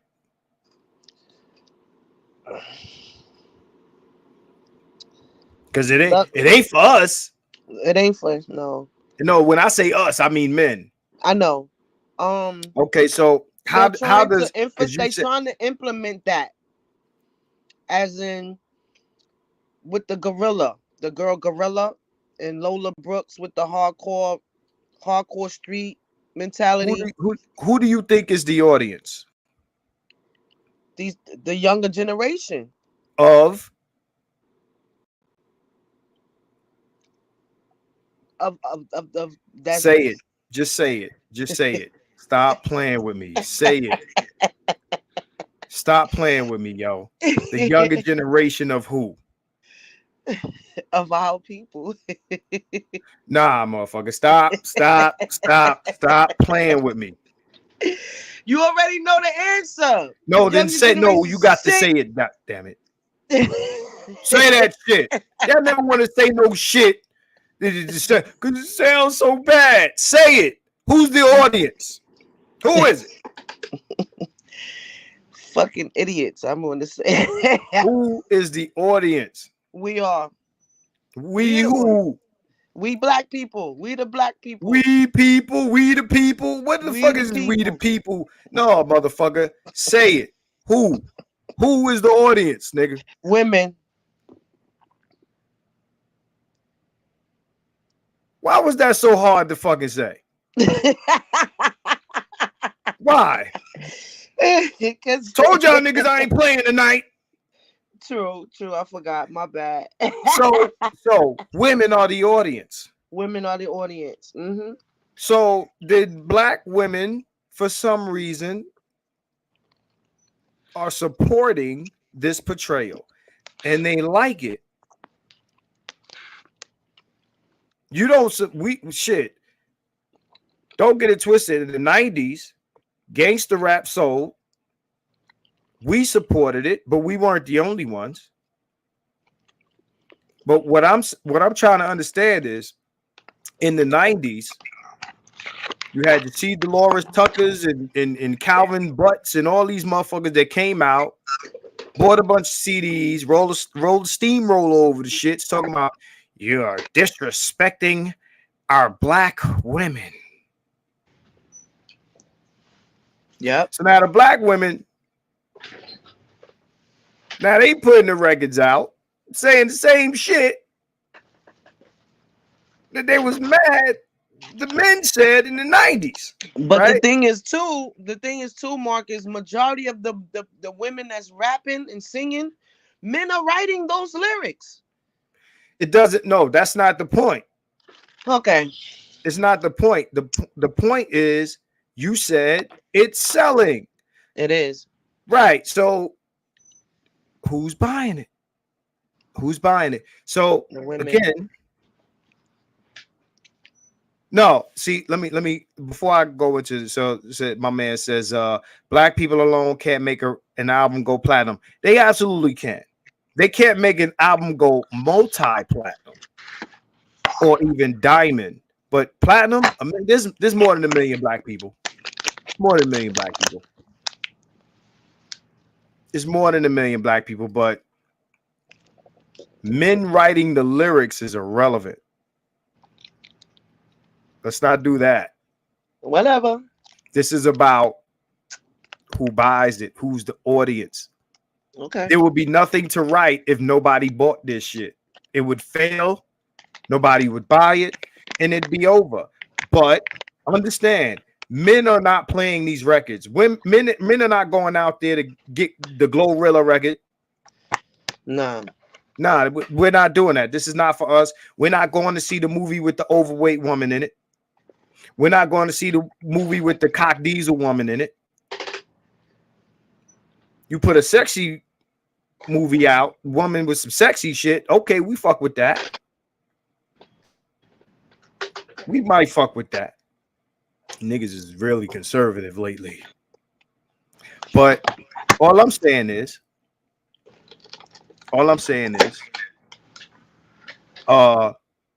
this ain't for us. This is women, right? So you got what do you call it? The city girls. Marty says Sweetie. You got all this ratchet, ignorant shit, right? Where they say what they say about the men, right? And in a way, I tell niggas all the time, when women make records about men, what they doing to men, how they finessing men, and all this other shit, I'm not even mad because, and niggas going to say what you want, because women had to listen to niggas say bitches ain't shit, right? Yeah. Let's keep it real. Let's keep it fair. West Coast. But East Coast too. My thing is, at the end of the day, women are talking shit on women, and it's cool. The other thing is, women are talking about who they gonna drug, who they gonna rob, who they gonna do this and that to when it comes to men. And shout out to Dr. Thunder. We covered this. Women are saying this shit and getting away with it in a way that men could not. Right. Right. If a male drugs a Cardi. female, they sending him to jail, and he's automatically going there for rape. Right. So again, my question is, how do you feel about this portrayal? Answer that first. How do you feel about how black women are being portrayed in the media? I don't agree with it, me personally, but that's what they like. Who's they? Black women. Most black women. I need you when we don't use pronouns here. Okay, most black women like they want to voice their opinion on how whatever they feel, and that's just how they feel. So okay, so we agree that this portrayal is negative. It's negative. You said you don't agree with it. I often hear girls say this when asked by a man, right? But if we turn our head, girls will be twerking, ow, ow. Don't tell me you ain't never bumped your head to one of these records. I'm not gonna say I didn't. The beat be hard. The beat be hard. I'm more of a beat girl. I like the beats. The words, nah. Man, you But the from beat, Brooklyn. yeah, You from yeah. Brooklyn. Don't tell me The you beat. don't be listening to lyrics. I listen to lyrics. Yeah. But So, hey, I ain't gonna be like, Maul, I'm gonna get hey, there. I'm twerking. I'm No, going right son. there, Maul. I'm going right there, Maul. I'm going right there. So, because he already said it. Your chat be killing me. They be making my points before me. Shout out to Maul, bro. So the thing is, when we talk about obese women, and you talk about strong women with the deltoid shoulders, the football shoulders and shit, right? Yeah. And you're talking about the masculine women, with the baggy pants and, You talking about you Young and know, May, like the lesbians. whatever, Call it right? what it is. It's the lesbian. I mean, it's not just lesbians. You got women who like men acting like men all the time. What I'm saying Who? is, What rapper? Who? What I don't, female I don't want rapper to get act off. like I a don't want to man? get off the point. I want to make a point here. All right, go ahead. I want to I want to make a point here. It is my opinion that women are doing these things because it turns men off, right? Because they find that it's empowering to do things that men don't like,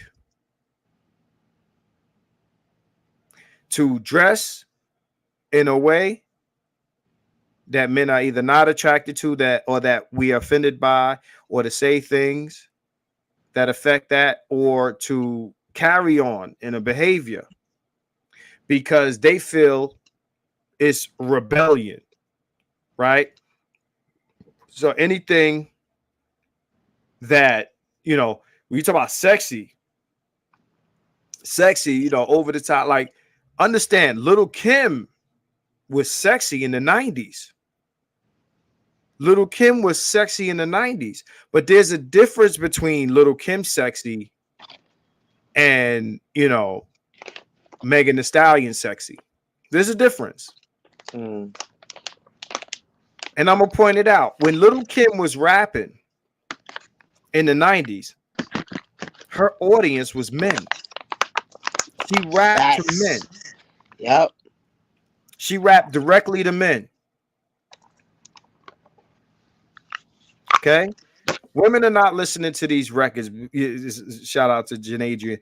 He said the women are not listening to these records for the beat. They're listening because the women are what they're saying is rebellious. Is they're acting in a manner that is like, okay, men want us to be this. We're not going to be that. We're going to be this because, whether it be bonnets or us, being strong or masculine or overweight, whatever the niggas don't like, that's what we want to be. Because they want us to be feminine, and feminine is either weak, feminine is controlled, feminine is all these things that represents men making us into what they want us to be. So we're going against that, right? Mm-hmm.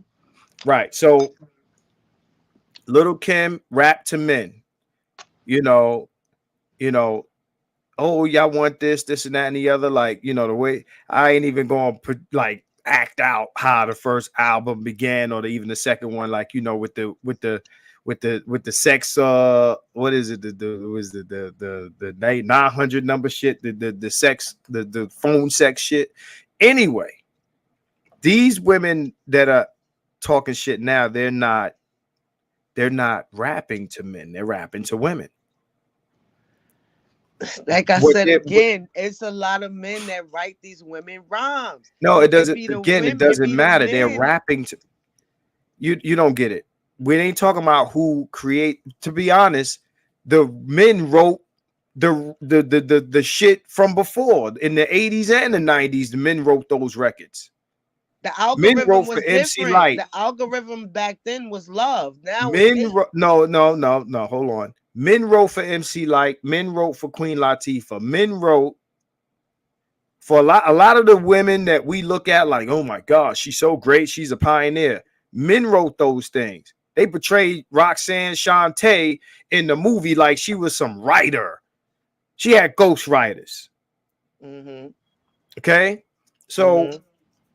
there's very few women, Moni Love being one of them, Lauryn Hill being another, and there's plenty of other women from Philly and shit like that that wrote their lyrics. You know, Shauna from Chicago wrote her lyrics. There's a lot of women that wrote their lyrics. Don't get it twisted. What I'm saying is, it's not about who wrote the lyrics, it's about who's consuming the product. And if you can't write a message that the public is going to consume, it's not going to make it. It means the market wants this message. This message, yeah. It means the market wants this mess. The market wants this message. So it doesn't matter who. It doesn't matter if a dog wrote it. The message is desired by either men or women or both. Or both, right? Right. So in this particular case, in this particular case, it's the women that are consuming, whether it be black women or Asian women Asian women, mm-hmm. or Just white women. girls or whatever. Understand, like, it's not too long ago that I had a Asian kid on here saying that he's not wanting to deal with his Asian women because they're acting like black women. Do you understand what that means? That means that Asian men are looking at black women like, I don't want to fuck with that. And I don't want my Asian women to act like that. Mm. Right? Mm-hmm. Right. So understand this, right? This is who is consuming this product.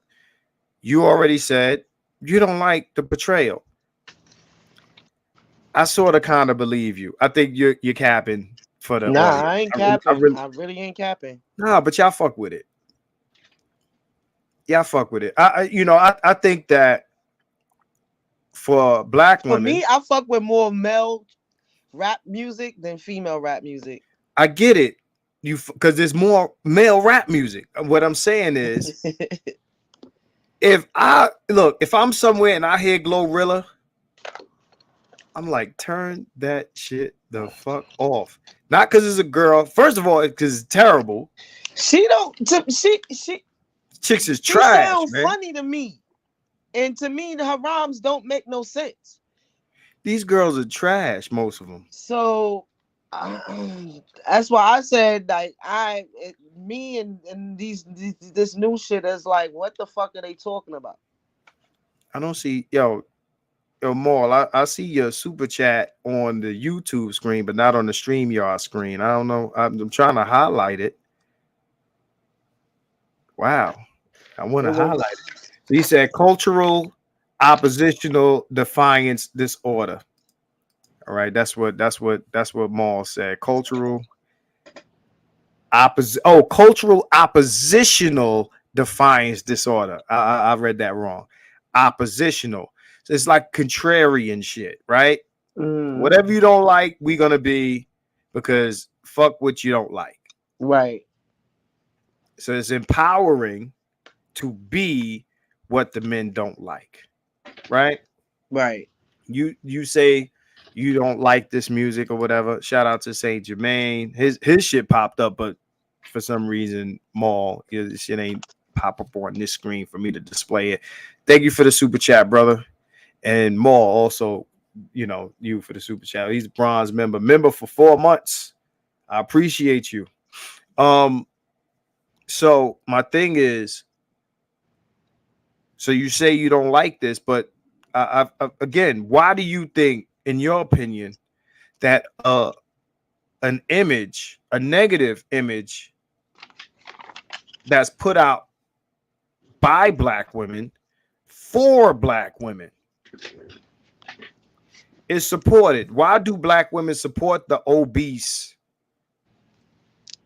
image? Why do they support the masculine image? Why do they support the ratchet? Why do they support the sex is obvious, but at least for men it is. But why do women support it? Their personal choice. You got to do better than that. Their personal choice. I'm just going to say that I'm going to say their personal choice. They feel that's moving them No, we talking about as a culture as a as a whole. culture. There's It, a lot it, of it there's a lot of moves them. personal It's choices going the same direction. So it's obviously is something that they feel moves them. Um, Something that they probably wanted to articulate, but they couldn't articulate it in a way where it wouldn't be disrespectful, but it's disrespectful, meaning like, like a gorilla. When she talk about niggas can't fuck with me, but I know they didn't fuck with me, when they be talking that crazy shit.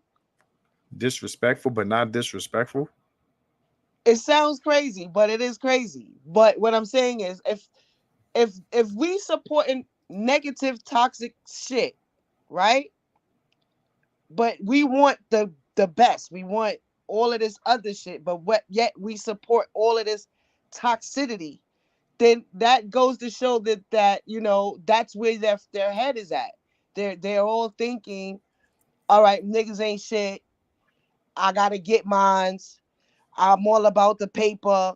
You The gotta give bag. me the paper. If I'm gonna give you my body, you gotta pay. It's no respect for themselves, but then they want all of the respectable things, which is conflicting. It's contradicting.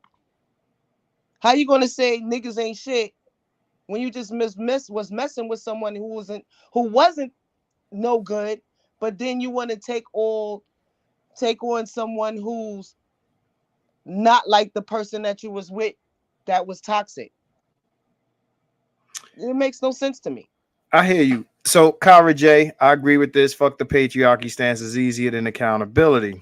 Hannibal says 21 Savage is no different than Glorilla. Understood, but understand that 21 Savage is a man. So I expect him to act in a In a masculine fashion. masculine way, yeah. And although, hood nigga, pookie, whatever you want to call him, we can take issue with that. But there's things that there's, the betrayal, how he carries himself. He's a man. I expect him to act in a masculine fashion. So there's a part of it that I reject and a part of it that I accept. That.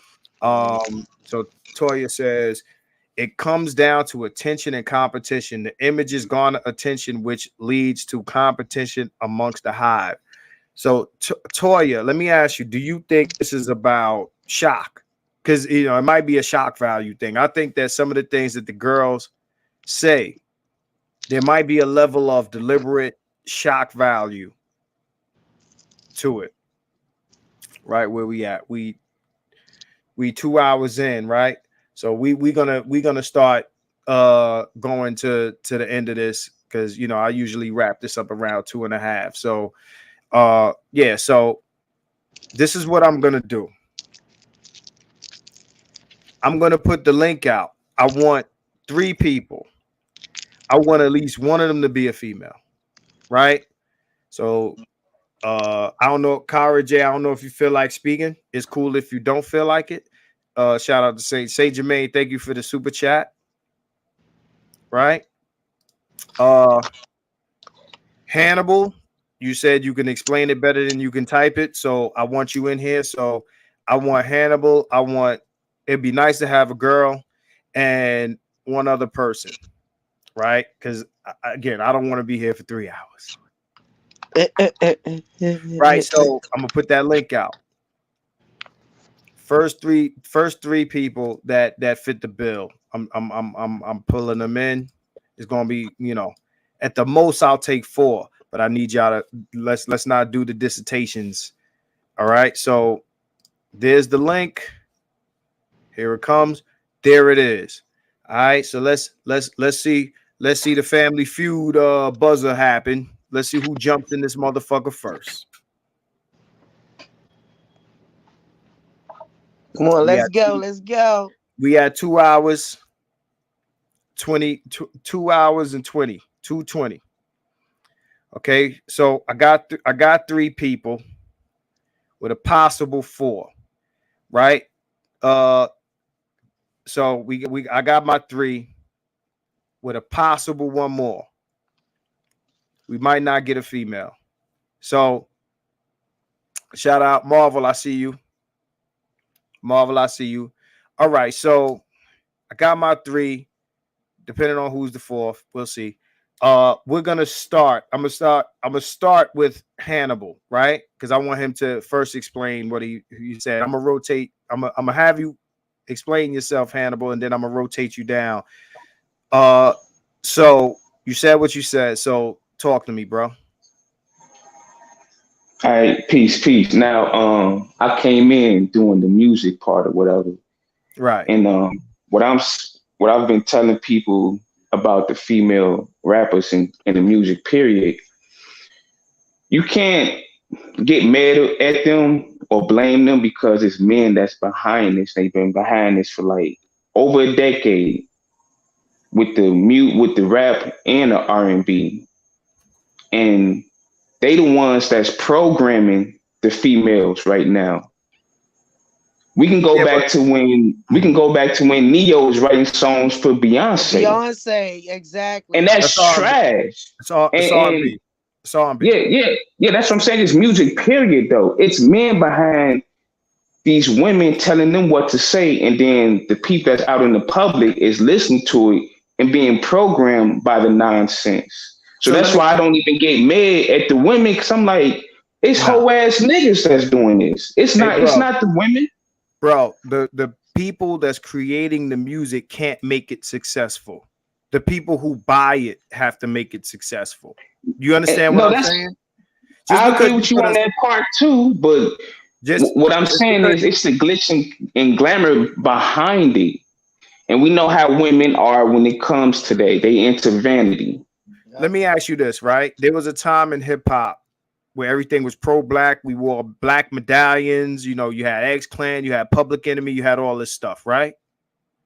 Do you think a Glorilla could exist in hip hop at that point in time? No, she wouldn't even touch it. Nah, but it was male dominant and a lot of men No, wasn't okay, but there was a yes or no question. Understand, there's a reason why they couldn't exist because the culture was different then, right? So it wouldn't matter if a man wrote a record like that for a Glorilla in that point in time, it would not have been successful, right?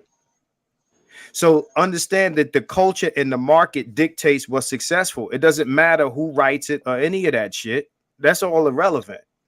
Is Men have always been behind this shit, always, for the most part, always. I fucked with music, so that's not different. Even in those times, men were behind it. Men are behind it then. Where they were then, they are now. What's changed is the culture of what's acceptable. You couldn't put a record out like that. You can't put a pro black medallion record out now. You can't do it.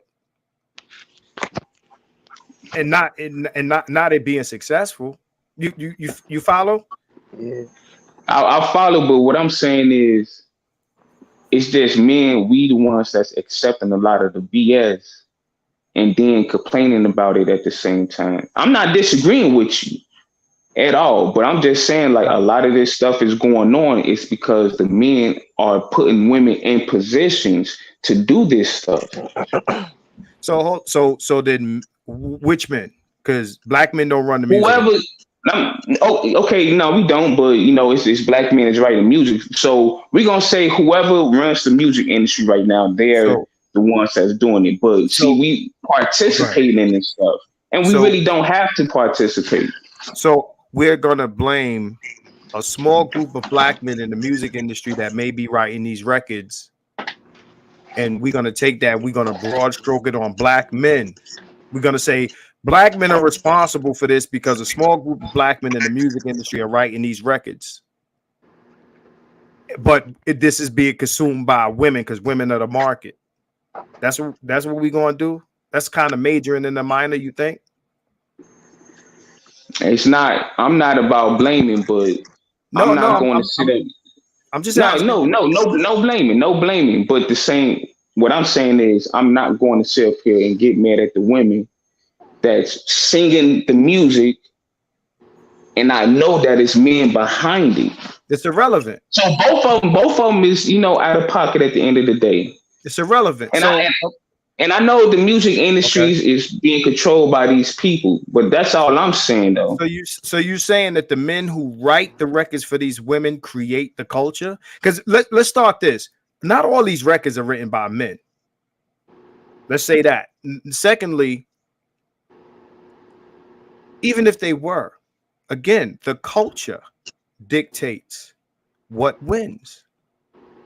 The culture dictates what wins. So if 5 dudes are sitting in a room writing these records for these female artists, did black men as a whole have to take the L for the culture accepting this? Because it wouldn't win if women weren't cool with it. So why do you or me have to take the L because there are a few black dudes or 1 or 2 black dudes or 3 black dudes sitting in the room writing for these women? I'm trying to understand the logic behind that. Just a question, fam. I'm not coming for you or nothing like No, that. I know. No, we building. I didn't say the whole all of men need to take the L, but I'm saying the popular music, right?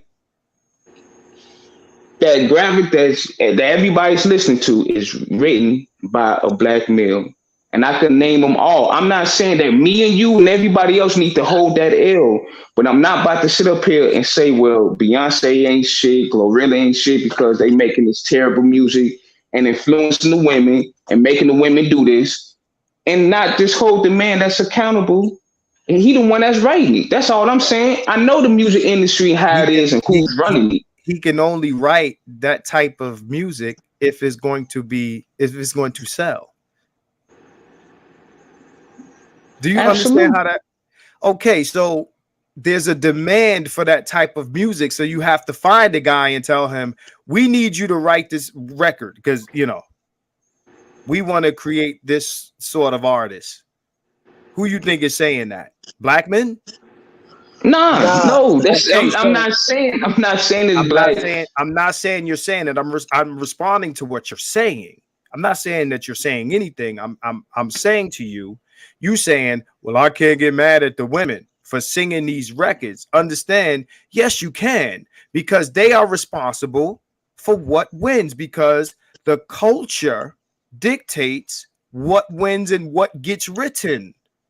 If the culture wasn't asking for this type of shit, then you wouldn't hire the black guy to write it. No. The only reason the black man that's writing the record has a job to do in the first place is because the women want these records. And the artists that you see in the video, they can't write them. So we have to create these artists. Let me go to somebody else, right? Bay, you said you was in and out, so holla at me. It's 2:30. Holla at me. Here, I'm good. What's up? What's going on, bro? Oh, none.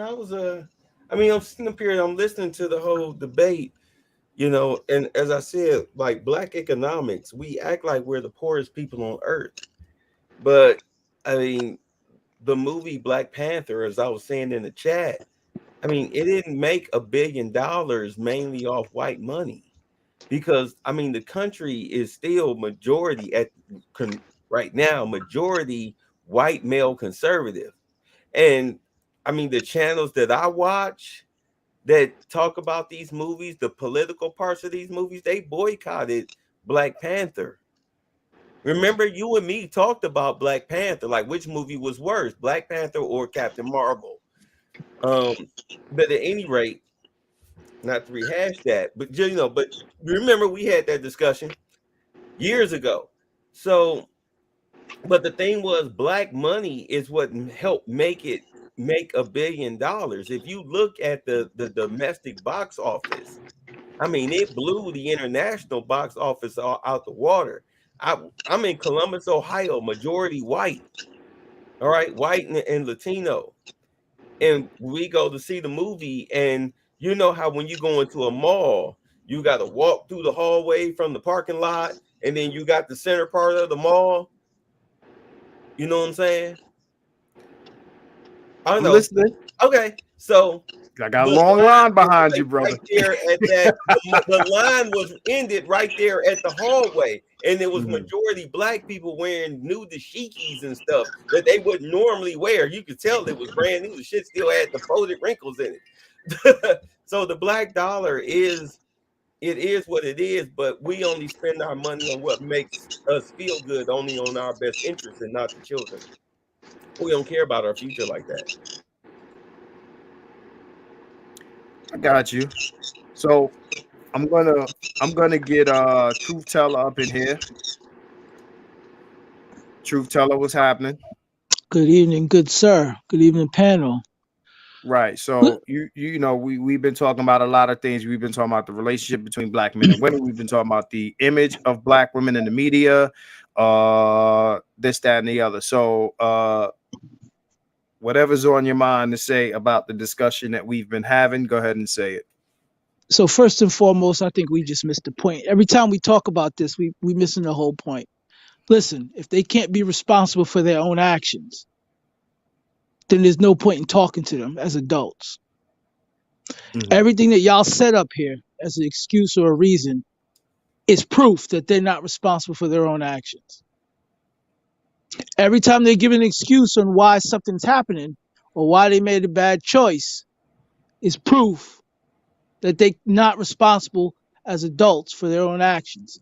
Essentially, they're giving ample proof that they are children. We should treat them that way. I don't know why we keep talking about the systems. Listen, everything requires one thing, it requires them to make a choice, no matter what's happening around them, no matter what's happening to them. It literally boils down to them making a choice. Gorilla's making a choice. She ain't got to go on stage and say none of this, but she want other things. So she's saying it. Yes, there's people writing it, there's people buying it, but the core of the problem is her. That's it. She made the choice. So let's give her the responsibility of it. If she can't take the responsibility of it, then we got to treat her like we treat kids. Because if we're going to be responsible for it, there's no point. You don't talk to a kid about shit that you're responsible for them. I don't talk to my kids about how they may or may not go to school. I'm responsible for them getting to school. They ass is going to school. It's what it boils down to. And we got to, as men, we got to stop doing this shit. Well, We got, we have power over children. We don't have power over black women. but what I'm saying is, and that's where I want to go. There's penalties for the choices that they're making. Listen, niggas got to stop being Captain Save-A-Ho. We got to be strong enough to watch them suffer. Is what it's going to Right. boil down to. So let me read a Listen, super. Let me yeah, real yeah, quick. yeah. Hold that thought. So JFR 777 says the social environment is being terraformed by corporatized feminism, music that masculine masculines women is encouraged, and black women actually like it. There's I think that black women practice feminism in a very different and unique way, compared to other groups of women. You know why that is? Talk to Because me. they've won. They've won the white lesbian feminist dream, where you have you have children out, you have children in the home with no man. You have government subsidies to help cushion you. You can rape this guy of the majority of his recesses through the court system. So you don't need no man. You strong and independent. All right. The government gives you scholarships to these raggedy ass HBCUs so you can go ahead and get a job and become a freaking a manager, or what's the new thing that they call secretaries now? Executive assistants. Executive assistants. Thank you. You know, you can get these Yeah. jobs now, so at least you're making more than minimum wage. Well, at least you were before the great layoffs started happening by the tens of thousands. All right, I So did a whole thing about Disney, but at any Maul. rate, No, go ahead and finish because I gotta get to these other people, bro. no, you Maul, okay. thanks for the So super chat, bro. Go ahead. so you know, so now you can, you know, and you got a job now. You're educated. You got a job. You know, so now you literally do not need a man. You can travel when you want to. Those who are smart enough to get the better jobs and whatnot, you can do whatever you want to do. You don't need no man. And now, as we see women getting in their 30s and 40s, they're realizing that they've been had, they've been duped, they've been tricked, bamboozled, and they regret it. Kevin Samuels tried to warn them, did he not? We've been trying to warn them for years. But the problem is actually the beauty of it is the death of the conscious community is because the conscious community, the men in that community coddle and promote that single baby mama hoodness. It's a simp culture. So I got my man Asani in the Oh, building. gotta go. Well, howdy, people. Howdy. So give us your 2 cents, bro. We 2 hours and 37 minutes in. Oh, I'll Let's try to beat the 3-hour clock, please. Yeah, I'll try and keep it a little bit brief, but there's just two things I wanted to say that kind of linked. So, Right. when we were talking about your friend had to let us know that the black men who are successful never wanted black women. I thought that part of the conversation was very telling because I had this conversation with somebody just this week. How the successful black men don't date black women or never checking for black women. And I've been on the record on my own page and here saying that some of my first loves in high school were black women. Some of my first loves in college were all those cute AKAs. But guess what? They seriously back in the late 90s were not checking for that geeky brother hanging out in the computer lab. Because remember, late 90s computers were brand new. I was called an op and a scrub for hanging out in the computer lab. Surprise, 20 years later. You know? So miss me with that whole black men aren't checking for us. I get all the time, why are you with a non-black woman? The first one Right. I was, like, it's not my responsibility to save you after you've made choices. But that also links to the argument about the black dollar. Like, why is the black dollar so weak? Why is the black dollar so weak? I mean, the black dollar is weak just because first things first.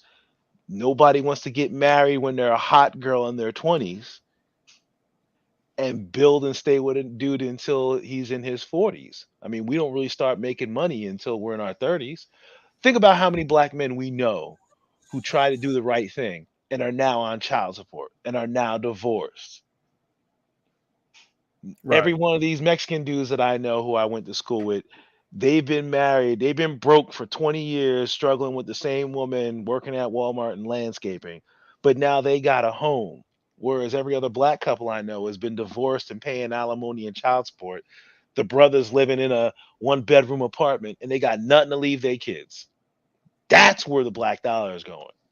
Black dollar is going to two people living in two separate households.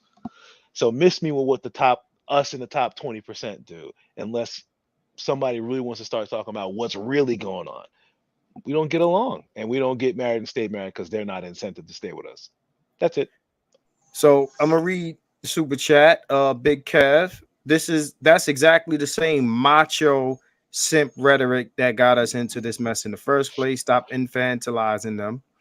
I think he's referring to Hannibal. That's what I'm thinking. I think he might. No, be I'm talking. not. Yeah, I'm not infantilizing them at this point in my life. I just don't care what they doing because I'm not even trying to build with them. So So let I me never read looked some. at I never looked at them like they was, children. So thanks for the super chat, Big Kev. She says, "Now the responsible parties are the corporations and the customer. Glorilla is just an avatar that can easily be replaced. Understand again, right? If you pick a girl that can play this character, and you get somebody that can write the music, and you get somebody that can make the beat, what it is they are serving a market. The market controls what you put out. If you could put out positive shit that'll sell, that's what you put out. If you could put out these images and they'll sell to the group that's saying they don't like it, but they support it, right? Then you got to place the blame there. Aaron says, let them do what they do, bro. Let's move on. They have decades ago. This is also facts. Maul says the black dollar is because women are spenders and there is no counteracting male behavior. All right. Mr. O with the info. What's good, brother? He says, that's why I'm done with the B-dub. So last but not least on our list of guests, we have Shiny Belt Buckles, Mr. Marty McFly. I got to drop somebody. So I'll go. Who's I that? was watching Truth. I'll go. All right, You so can you drop me. good? So appreciate having you on, man. No doubt. Yeah, thanks for jumping in, man. We about to shut it down. So yeah, go ahead and let me thanks. So we got Mr. Shiny Belt Buckles, Marty McFly. What's Yo, going on, sir? So up? give us your input on this, and then we are going to wrap it up. I'll give my last words, and then we are out of here. Oh, okay. I just wanted to ask her. I don't know if she's still on, She's but still in. I just wanted to ask her what's the end game, because I'm with the chaos. So if she's if she's saying things, and listen, I don't disagree. I'm not here to play the blame game or judge. I'm just like the watching Marvel MCU. So my question is basically like, because you sound like an intelligent woman, right? By your vocal cords, I do music, so by your vocal cords, I would get you at late 30s, early 40s, about 170. That's just me on observation. So you sound pretty smart. So and you've seen a lot during your life. So what I'm saying is this: you pretty much mapped it out. Said, they know what they're doing. Y'all strong and independent. Y'all get into the bag. And I know how it goes down in studio sessions, so I understand the process of making music. So I get it. It's a business on top of all that. So what I'm saying is once the smoke clears and the nuclear dust cloud falls, the tattoos don't come off. The gunshots, the cigarette burns in the butt and the arms, those don't wash away. So what I'm saying to you, once you're in your 30s, and we're not even gonna go crazy with the 40s, and you ran through a la Megan Thee Stallion. Everybody knows she's been around the block, city girl life. That's what y'all throwing up, and I'm with it. It's cool. Not here to judge. And what I'm saying is, once we get to that precipice, that event horizon, black hole, so to speak, what is the end game for you? Not you personally. I'm not saying I don't know what you do personally, but other females. So let's not stand on formalities here, right? So once you see younger women of other races getting married to the guys you, in your words, you said were boring, correct? And that's fine. There's some guys that are more exciting than others. Again, not here to judge. But the reality is, at 30 plus years old, with a reputation of getting ran through, and clearly you have trauma, not you personally, but the cigarette burns, tattoos along the chest, the cute ones with the stars along the legs, ghetto shit. Where does this leave you compared to other women who took care of business in their early 20s? Mel, you there? She's muted.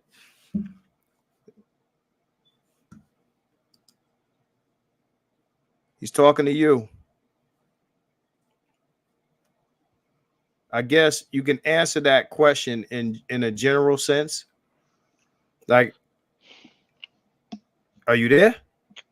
She unmuted herself. Mel. Hello. Hope she didn't get sent to the Phantom Zone.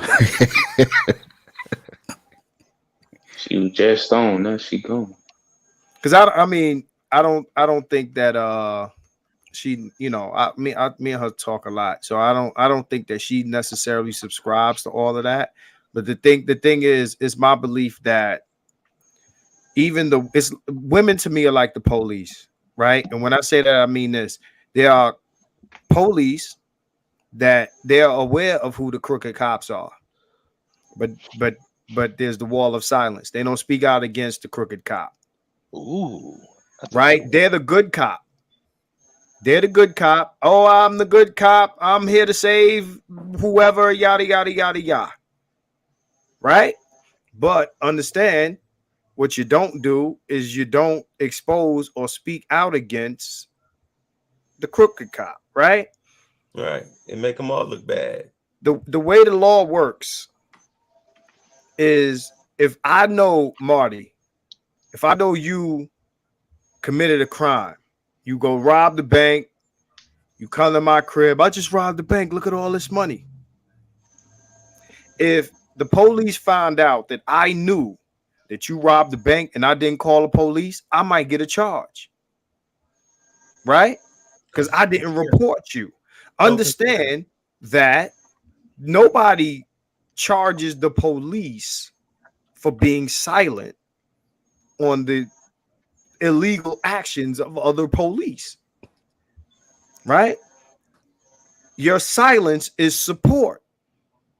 So you don't speak against the other crooked cop. You are supporting, even though you're not committing the act with him, you are giving him silent support. And what women do is that they say, I ain't like that. I'm not like that. I think she dropped out. Yeah, I told her to come out and go back in. Oh, okay. So what they do is they silently support this. They silently support other women. They don't criticize them. They don't, they don't, call them out, hold them accountable, this and that and the other. They're just quiet, right? Right. Outspoken introvert says, I don't know anyone like that. You know, it's the girls you deal with, women in your circle, blase, blase, blah. Mel, if you ain't got the link, I'm gonna put the link up for you. And she's the only one I'm going to accept with this link at this point, right? So panel's closed. I'm gonna put the link back out for her, right? So again, you are supporting in silence, right? So when you don't speak out against this, and shout out to my girl Nell, she was on here earlier. She's somebody that on Facebook all day she's calling chicks out. Nobody's asking her to or anything like that. She independently on her fucking own calls women out, right? Because Yeah, some of these women need to be called out. A lot of these women need to be called out. right. Before you go, I understand that, but what I'm saying is women typically do not use their social media to call out the actions of other women. It's starting to be a growing trend now, because now that the red pill shit is getting more and more popular. Mm-hmm. Big Kev said, hold up, Chargers just blew a 27-0 lead. Wow. Thank you for that super chat. Damn, that's crazy. Because the red pill is getting more popular, and now these red pill messages are getting more followers, women are starting to pick up this message because it's getting them more views, it's getting them more subs, it's getting them more followers, right? They think it's popular. Right. That's the only reason why they rocking with it. But go ahead.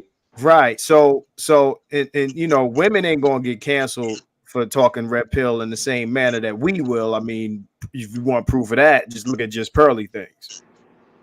Right. So my thing is, again, he's asking you, Mel. He's asking in a general sense, not necessarily you personally, because he said not you. No, I heard him. I heard him. So he's saying, what do you think is the end game? Like all of these things that girls are doing and stuff like that, like in the moment is this, but in the long run, He already said it. Say it again, Marty. Just say that. They'll be by themselves. But I know where it's gonna go. But what I'm saying, what is the intention? Like, for instance, if you're 20 and you get the face tattoos, the cigarette burns, you're stripping, OnlyFans. Carefree. I call that carefree age. Marty's crazy. Carefree age. The carefree age. There's no shiny belt buckles for you. It's just rough life. Your pussy's 1,000. Go ahead. So you garner a reputation for being a neighborhood bicycle, and you're proud of it. I'm with it. Right. It's no judgment zone here. But however, no, you talking. Yeah, you're saying facts. But let's be clear. Men understand where this is going. Like you know, men will deal with you up until a certain point, and that certain point is we're not getting serious with you. So if you have a whole generation of these women from 40 years old down to like maybe 23 following this same lead, what I'm saying is this: Pookie only got so much in the tank. So riding around with Pookie, you know. You can't come on this panel no more, man. Right around and Pookie is only going to take you around the block a couple of times and drop you right back where you be picking. Yo, Marty, man, you can't be talking like that to the Queen Mother Goddess, black woman, dog. That's where Pookie take you around the block a couple of times and dropping you right back off where he picked you up at. So go ahead. Yeah, and that's if the car works. You know what I'm saying? Right. So he only got so much to give you. Right. So all the so-called boring guys become very exciting when the bills are due. No,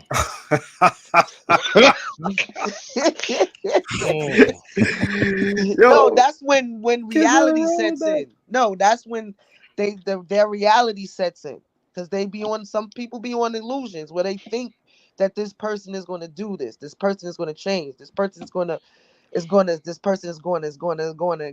going to keep going in circles. Mm-hmm. Now, I don't know if y'all know, but being as though we're watching stuff in real time, and social media goes both ways. Right. So when y'all on, not saying you, but when y'all on social media saying, we gonna go for dinner, and this is a lame, he's a lame, get him for the bag, I'm gonna marry him, I'm gonna have a kid.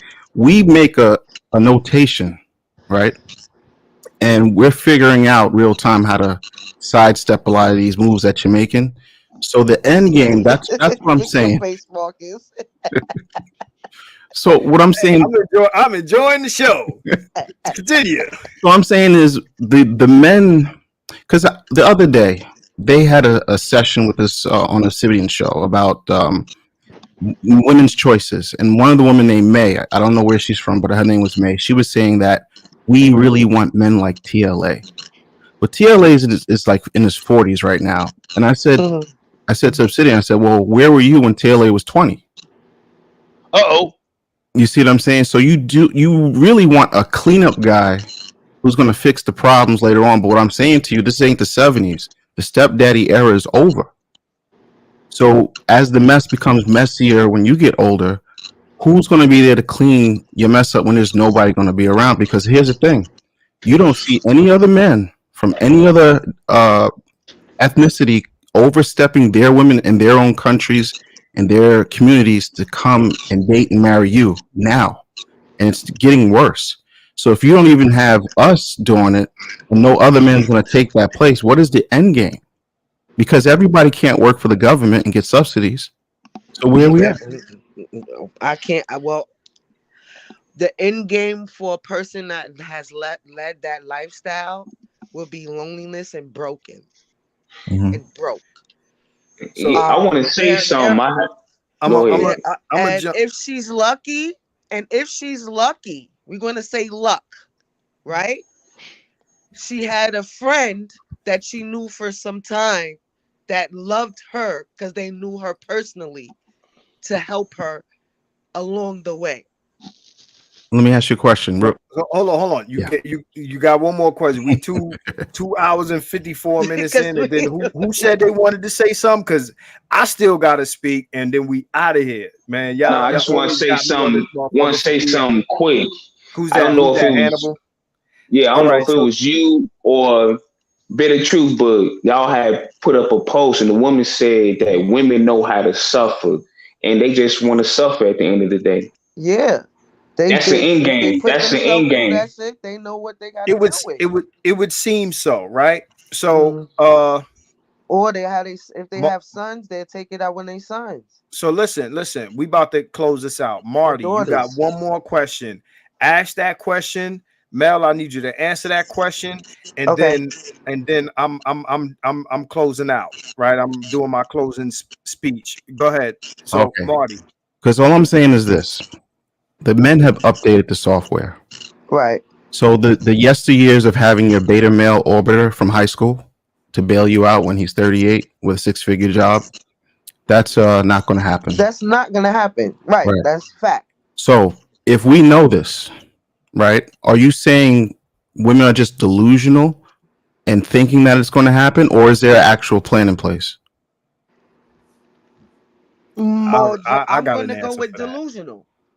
Okay, so basically, because I'm with the chaos, I'm Yeah, like I am Joker. too. I'm with the chaos, but I'm also realistic.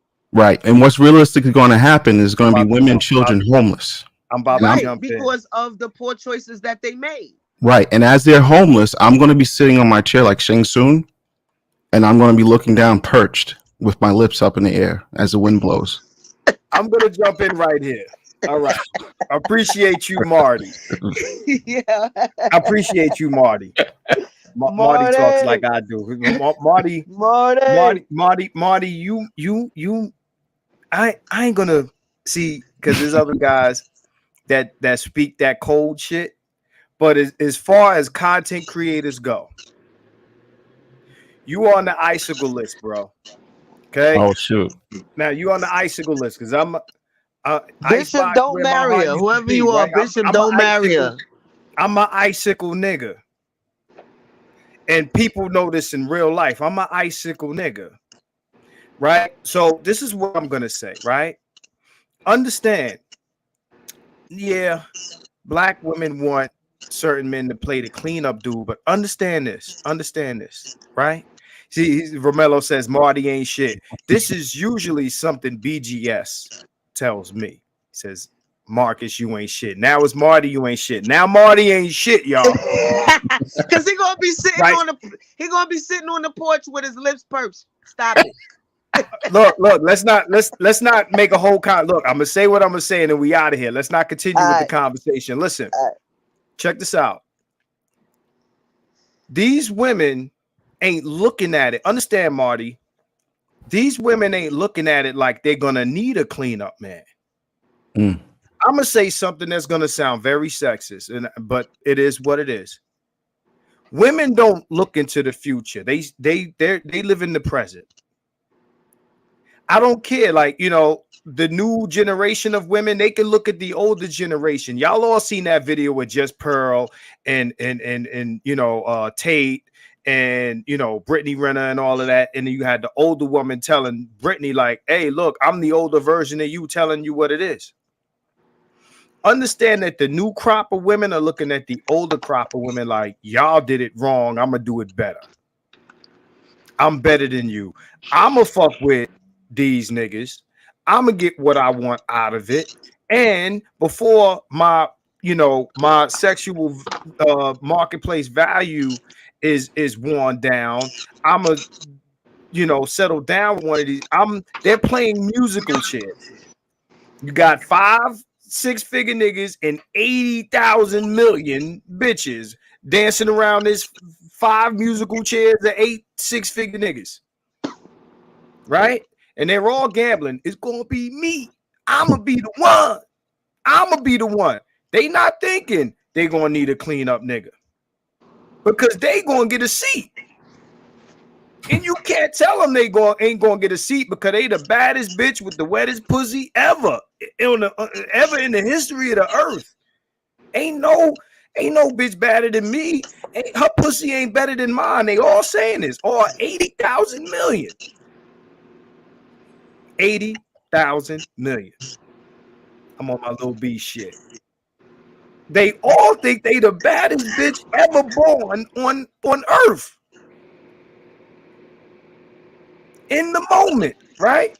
The older women are like, hey, you should be like this. Don't do that. Like, fuck y'all old bitches. Y'all just mad My titties don't sag. My shit is sitting up. Y'all fucked it up. I'm doing it better. Lori Harvey, she thinks she's gonna do it better than the other bitches that came before her.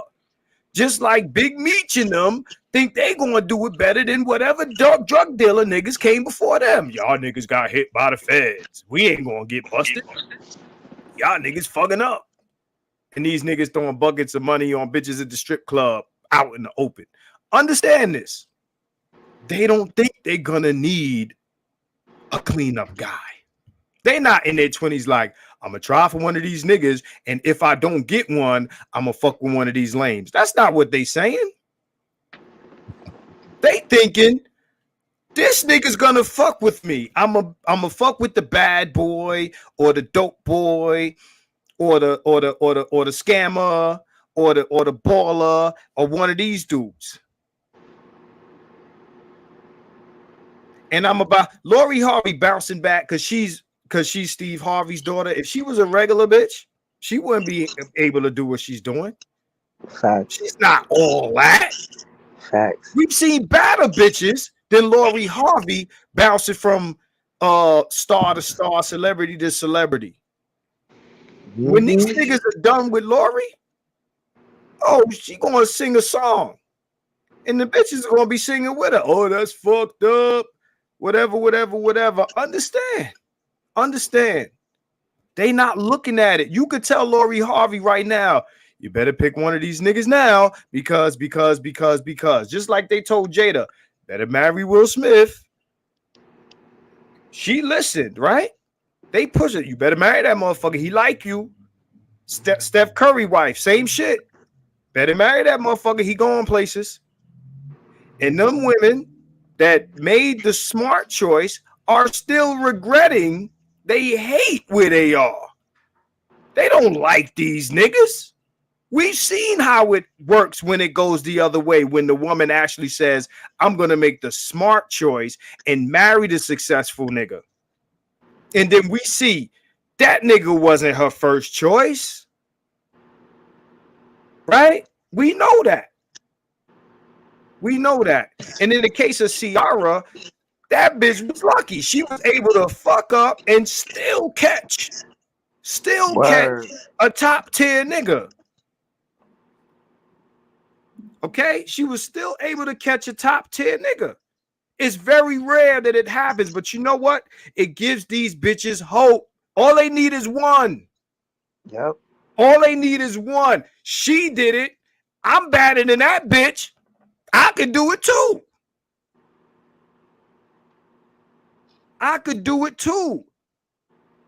Ciara did it. I got 8 kids. I'm going to jump on this dating app and tell these niggas everything is wrong with me. Everything is wrong. I got 6 kids. I'm a drinker. The pussy don't work. And if you don't like it, swipe left, nigga. You was an asshole. Swipe left, nigga. And what they gonna say when Jamal marries the Latina?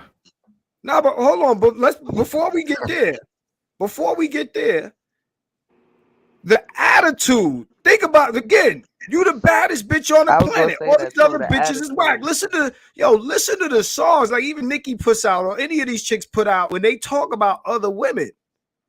These bitches ain't on my level. Right? So understand this. Before we even get to the Jamal talk, even overweight,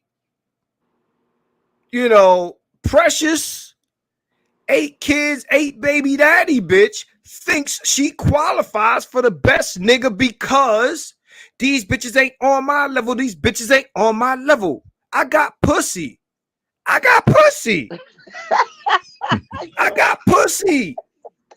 Y'all niggas want pussy. I got pussy. The baller niggas want pussy. I got pussy. These niggas are going to put a ring on it because I got pussy. And if you want this pussy, we a package deal. We are a package deal.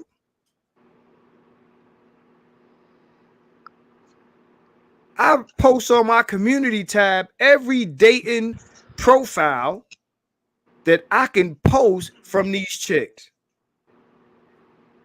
Bitches are pregnant in the picture, surrounded by children. The audacity of a chick to post that her pregnant belly and she's surrounded by little kids, and then talk shit in the bio. Like, if you don't like it, nigga, go that way. Cause I'm the baddest bitch on the planet with the WAP. My pussy get wetter than you. Remember that? My pussy get wetter than you, suck dick better than you. Remember that? Yeah. Mm-hmm. Right. So before you even get to the Jamal talk, again, and these chicks be 38, 40, 40, 45, 47. Why? Pussy get better than you, suck dick better than you. The ego is saying to them, yo, I'm guaranteed a spot. I'm not gonna need the backup plan of a corny nigga. That's the other bitches. They pussy ain't wet as mine. They niggas need to spit on it, KY and all that. You know, them bitches that Amiri be chilling with and defending and shit. That was a shot. I'm just saying, by the time they get to what you're talking about, Marty, then it's like, how? How did this happen? How? I had the wettest pussy on the planet. How? How? She done took the ball of dick. She got flowed out. She done took the actor dick and the rapper dick. You done fuck with these niggas. You thought because you took high level, high value dick that you was on that level. Not understanding that, yeah, they'll fuck you. They'll fuck you. So when you say, what is the end game? The end game is, I'm going to be one of those, because they see the one, or they see the 5 or the 6 make it, and they think, me too, because I'm the shit. And when it doesn't happen, how did this happen? They try again and again and again and again, and it doesn't work out. And then what Kevin called them, the leftover women. Leftover. 5 seats, 80,000 million bitches. 5 bitches get the seats. Everybody else is left over. Not to say that they ain't no men for these women, but they don't want these men. They wanted them niggas in them seats. Leftover women. How you gonna call us leftover women? That's misogynist. No, bitch, you left over from the men you wanted. So now you gotta get with the men you don't want, because the club is almost closed. You know how the club go. Bitches come in. First round of bad bitches get with the top niggas in the club. They leave. Next round, then they leave. And then who's left? A bunch of unwanted niggas and a bunch of unwanted bitches. Leftovers. You don't like it, it don't sound good, it don't feel good, but it's facts. Understand, by the time you're there, now you want to raise the price. You can't raise the price of a used car past the blue book. You can't raise the price. You can't charge what the showroom floor number is for a 12-year-old vehicle with 150,000 miles on it. You can't do it. But I changed the oil, Marcus. I rotated the tires, Marcus. I took care of it. This garage cat that don't mean shit. It don't mean shit. They don't plan on that because the pussy is guaranteed to get them the nigga they want. The arrogance of pussy. I did the video last year. It's up on it. It's on the channel. Pussy is arrogant as fuck. It's arrogant. You can't tell pussy what it can't have. All these women are being chased from 11, 12, 13. As soon as the titties start poking out and the ass start poking out, all the niggas is on them for years. It's a long time. The reign of a bitch being chased and offered dick is as long as it is short. They don't plan on it. They don't see 5, 10 years. And very few women that see into the future like that, Marty. Very few women that see into the future. Most of them are in the moment. These niggas is on me now and forever. And as soon as it's over, they're like a boxer passes prime or a rapper passes prime. Bitch, it's over. So now they got political movements. They got hashtags. They calling you names. They celebrating the deaths of motherfuckers delivering this message. They celebrating the deaths of motherfuckers that don't pick them and pick other women. They're celebrating the deaths of motherfuckers traveling to other countries and getting, hemmed up, drugged, robbed, whatever. They celebrating. Because, nigga, if you don't pick us, you deserve to die. That is the relationship between black men and women. It's not two-way disrespect. Black men on average stay married longer. They get married more, stay married longer. Black women's marriages do not last. It is a pussy thing. And they don't see it until it's too late. The young woman in her 20s now, she can see the older women going through the shit, but she doesn't put herself in the space of that could be me. They don't plan it like they plan their careers and other shit. I'm going to be bad forever. Niggas are going to want me forever. I'm 40. Niggas, same niggas that want me when I'm 20 are going to want me when I'm 40 and 50. I know a chick, she was 53. This is when I was roasting chicks on Facebook. This chick was 53 talking about my future husband. I said, bitch, your future husband is Jesus. Literally, I said that to her. That is true. That is true. I said that to her. So that's what I mean, Marty, when I say icicle. Mm-hmm. Okay, icicle.